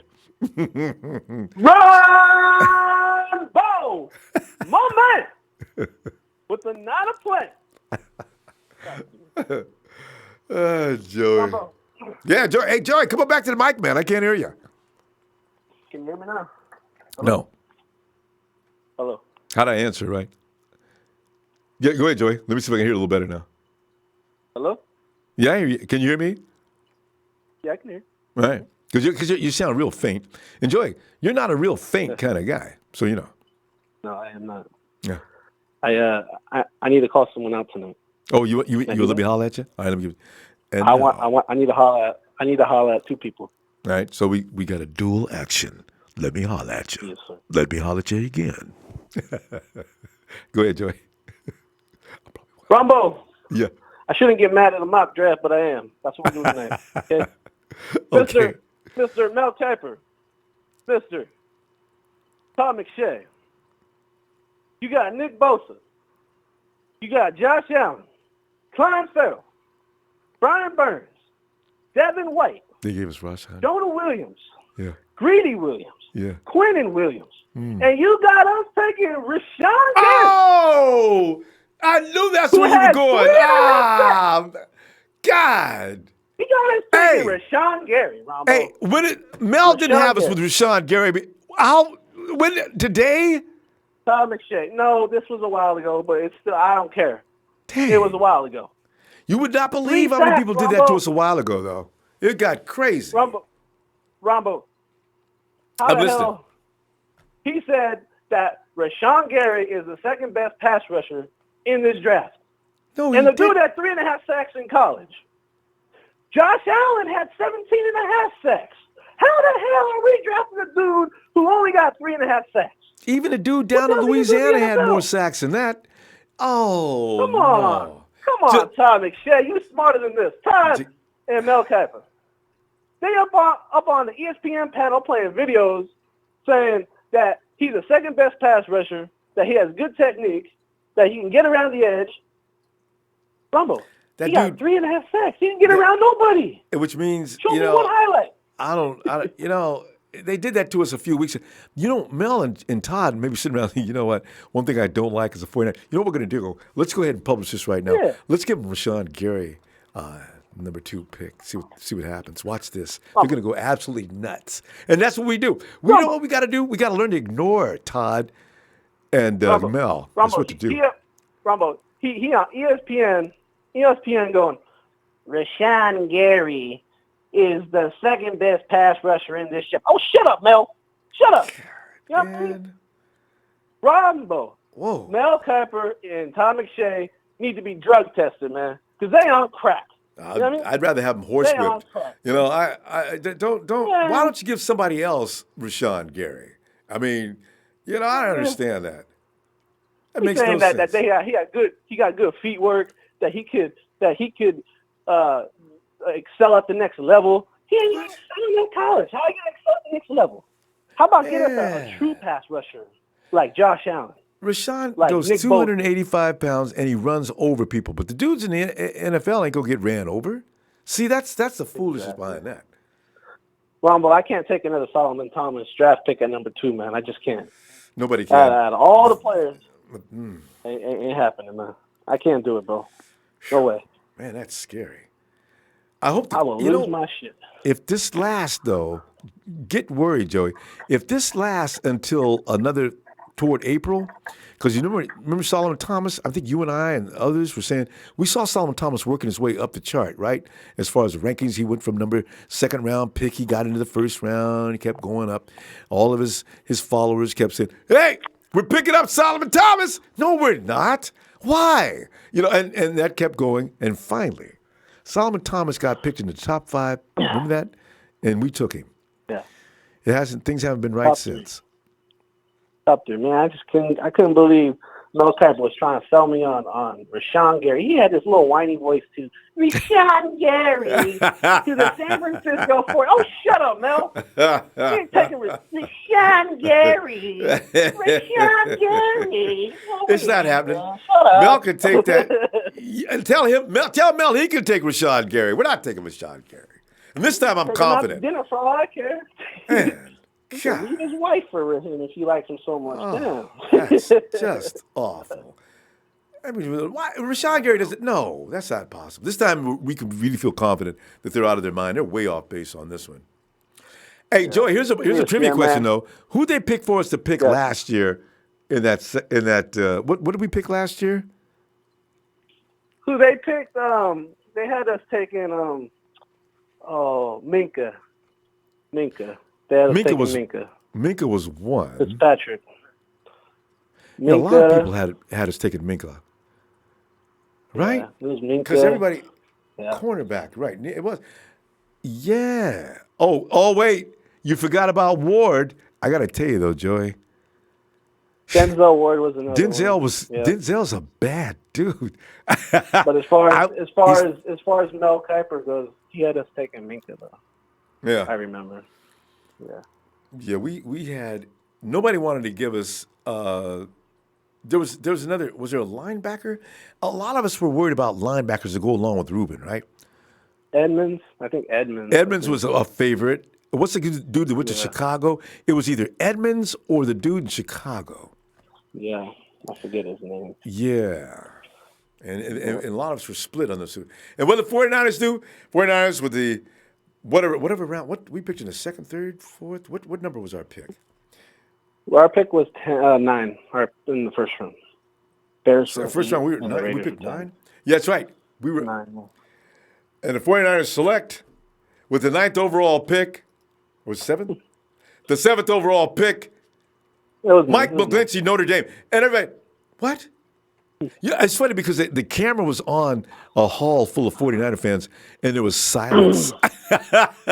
Yeah, they fooled everybody. I like Mike McGlinchey now, though, boy. Mike McGlinchey's going to be a badass. Wait till next year. Yeah. Ooh. I can't wait. Get that grown man strength and more training. Because people don't know, Mike McGlinchey, that's not as strong as he can get. I think he'll get better. No doubt. And they'll be training for football this year instead of the combine. That's what all those guys say. You got to train hard for the combine and things like that. So we don't get a chance to train for football. But like George Kittle came in last year, that's what he said. He said, I was training for the combine, this and that. This year in the offseason, I trained for football the whole time, and I've become the best there is. George is my dude, man. I can't wait to get his jersey. You gonna get George's jersey? Yeah, I gotta get it. I haven't got it yet. I'm gonna get it though. George Kittle kills me, man. What a personality too. Guy's hilarious. Just don't let Tyler grab one, huh? I know, you right? What happens when he gets his jersey? Oh, he said that he wasn't gonna jinx Jimmy G. And look what he see. And we begged him not to do that. Tyler. Tyler. Yeah. Someone. Damn it, Tyler. And I blame you, Tyler. No. Can I tell you, man? And Kittle, because my favorite Kittle moment, right? The Rams are trying to stop him after that touchdown, right? But just one more thing. The Rams are dragging Kittle out of the end zone, and he's touchdown. No, it's not. No, it's important for my fantasy guys.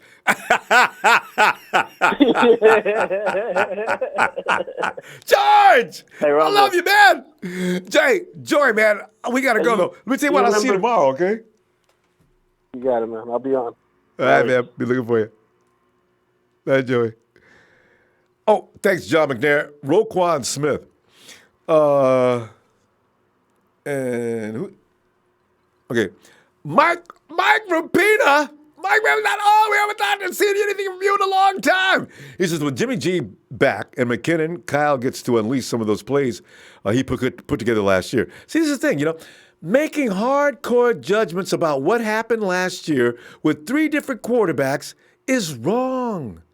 It's wrong on so many levels. You cannot blame the wide receivers for everything that went on out there. That's what Mike said. He says, pass rusher will be addressed. Akello should step it up, so D will be better, and things are all good. That's what I'm talking about, man.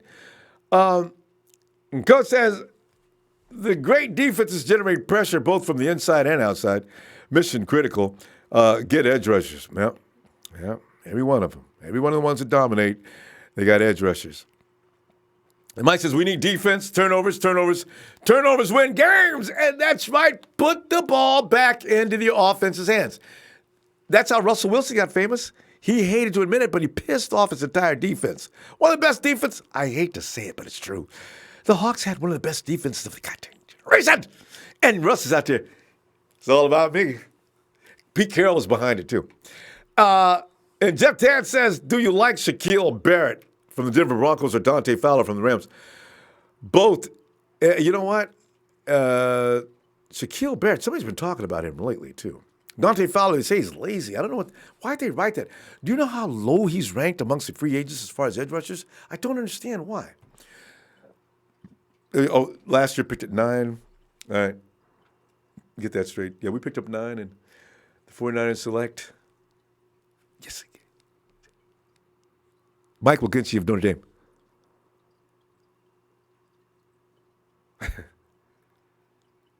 No, you didn't know how to act, right? We wanted a sexier pick. We thought we wanted, a linebacker to join Rubin or any number of things, but nobody saw an offensive lineman come up. But actually, an offensive lineman was the right thing to do, and don't be surprised. We're thinking everything but Kyle may up and get another offensive lineman and tell everybody, you damn right I got another offensive lineman. You know how much Jimmy G's costing us? And besides that, he gets rid of the ball fast enough that all I need is an offensive lineman. I got what I need out there. Don't bother me. I know what I'm doing.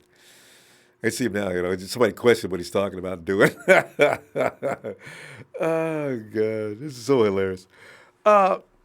Adrian got, there it is. He says, I love the song, Robert. Go wrong. You need to get a mic and dome reverb on it. Sounds Adrian, and you meant reverb and everything else on that, echoing back. Jorge's back. Okay, wait. Let me. Big Sherm dog really legitimized himself. Jorge's not rhyming today. He said, hey, Big Sherm dog really legitimized himself 100% to me in that Chicago game and that sideline and stand shoot. I know, right? Sherm ran into some serious hostility, boy, and went in there to get his dude. I mean, Sherm is a teammate. Sherm said he wouldn't. He went in. They just wouldn't let him go. I had to go. I had to get involved then. Coach says, where we at here? Oh, Jeff Tan says, could you send out the bat signal or Amber Alert for one missing Yamin? Hey, I was thinking about that yesterday myself. Where is Yamin? We need to send out the bat, well, not a bat signal, but a 4 wings and a bowl of fried rice signal. You know how he feels about 4 wings and fried rice. He would answer immediately. Oh, and Adrian Blair's, no, Ronbo, no, we need Bosa or Allen if we draft Gary. Lynch needs to be fired immediately. You know what? One thing we do not have to worry about is Todd McShay and Mel Kiper have lost their damn minds, and they need to stop whatever drugs or hallucinogenics they're taking. They need to stop taking them. Rashawn Gary could fall as far as the teens. He's not. I don't know why do people keep giving him all this. That 4.7 though. I don't know that. I still don't believe that. I got to go reconfirm that. Coach says Fowler and Barrett not consistent. Good backups, but no numbers to justify the contract or committed to them. Okay, maybe that's what they mean by laziness. Does Fowler take off plays? Maybe that's what they're talking about. Flux Gehrig says McVay is going to move on from Fowler and Suh. He has no choice with Sue. Dominican says, well, I got to have a certain amount of money, so if you guys aren't going to pony up the cash, I'll take my huge arms and I'm leaving. Coach says, however, get Joey Bosa and Barrett or Fowler would be fits at the Sam linebacker position for us that would work. You know, what have I heard about Barr? It seems like Zimmer is going to do his best to keep Barr. I don't know if they're not going to franchise tag him. What are they going to do though? So, fam, it's time for a late night tuna fish sandwich with a pizza side. But where's Big Show? I want to give a special guest out to my guest tonight, Big Show. I'm going to come up with a list tomorrow and tell you how many receivers, what was the maximum amount of receivers that Jimmy G spread out around the field for every last receiver that you claim can't get separation, which I don't understand why you said that, Show. You know better than that. Come on. Hit that like, fam. Hit it for Show, too. I'm going to argue his butt down again. Ronbo, will you be streaming any of the combine? If they could isolate, because they bounce around. What do we want to do? I'm gonna look and see the schedule. I'm gonna see which time, because I want to see the wide receivers and cornerbacks. That is the time. Oh, but I don't know. I tell you what, it might be difficult. Might not be able to do it. So, the hour they do it is nobody's gonna be like ready for that. So, probably not. Anyway, fam, tell you what I'm gonna do. I'm gonna look for you tomorrow.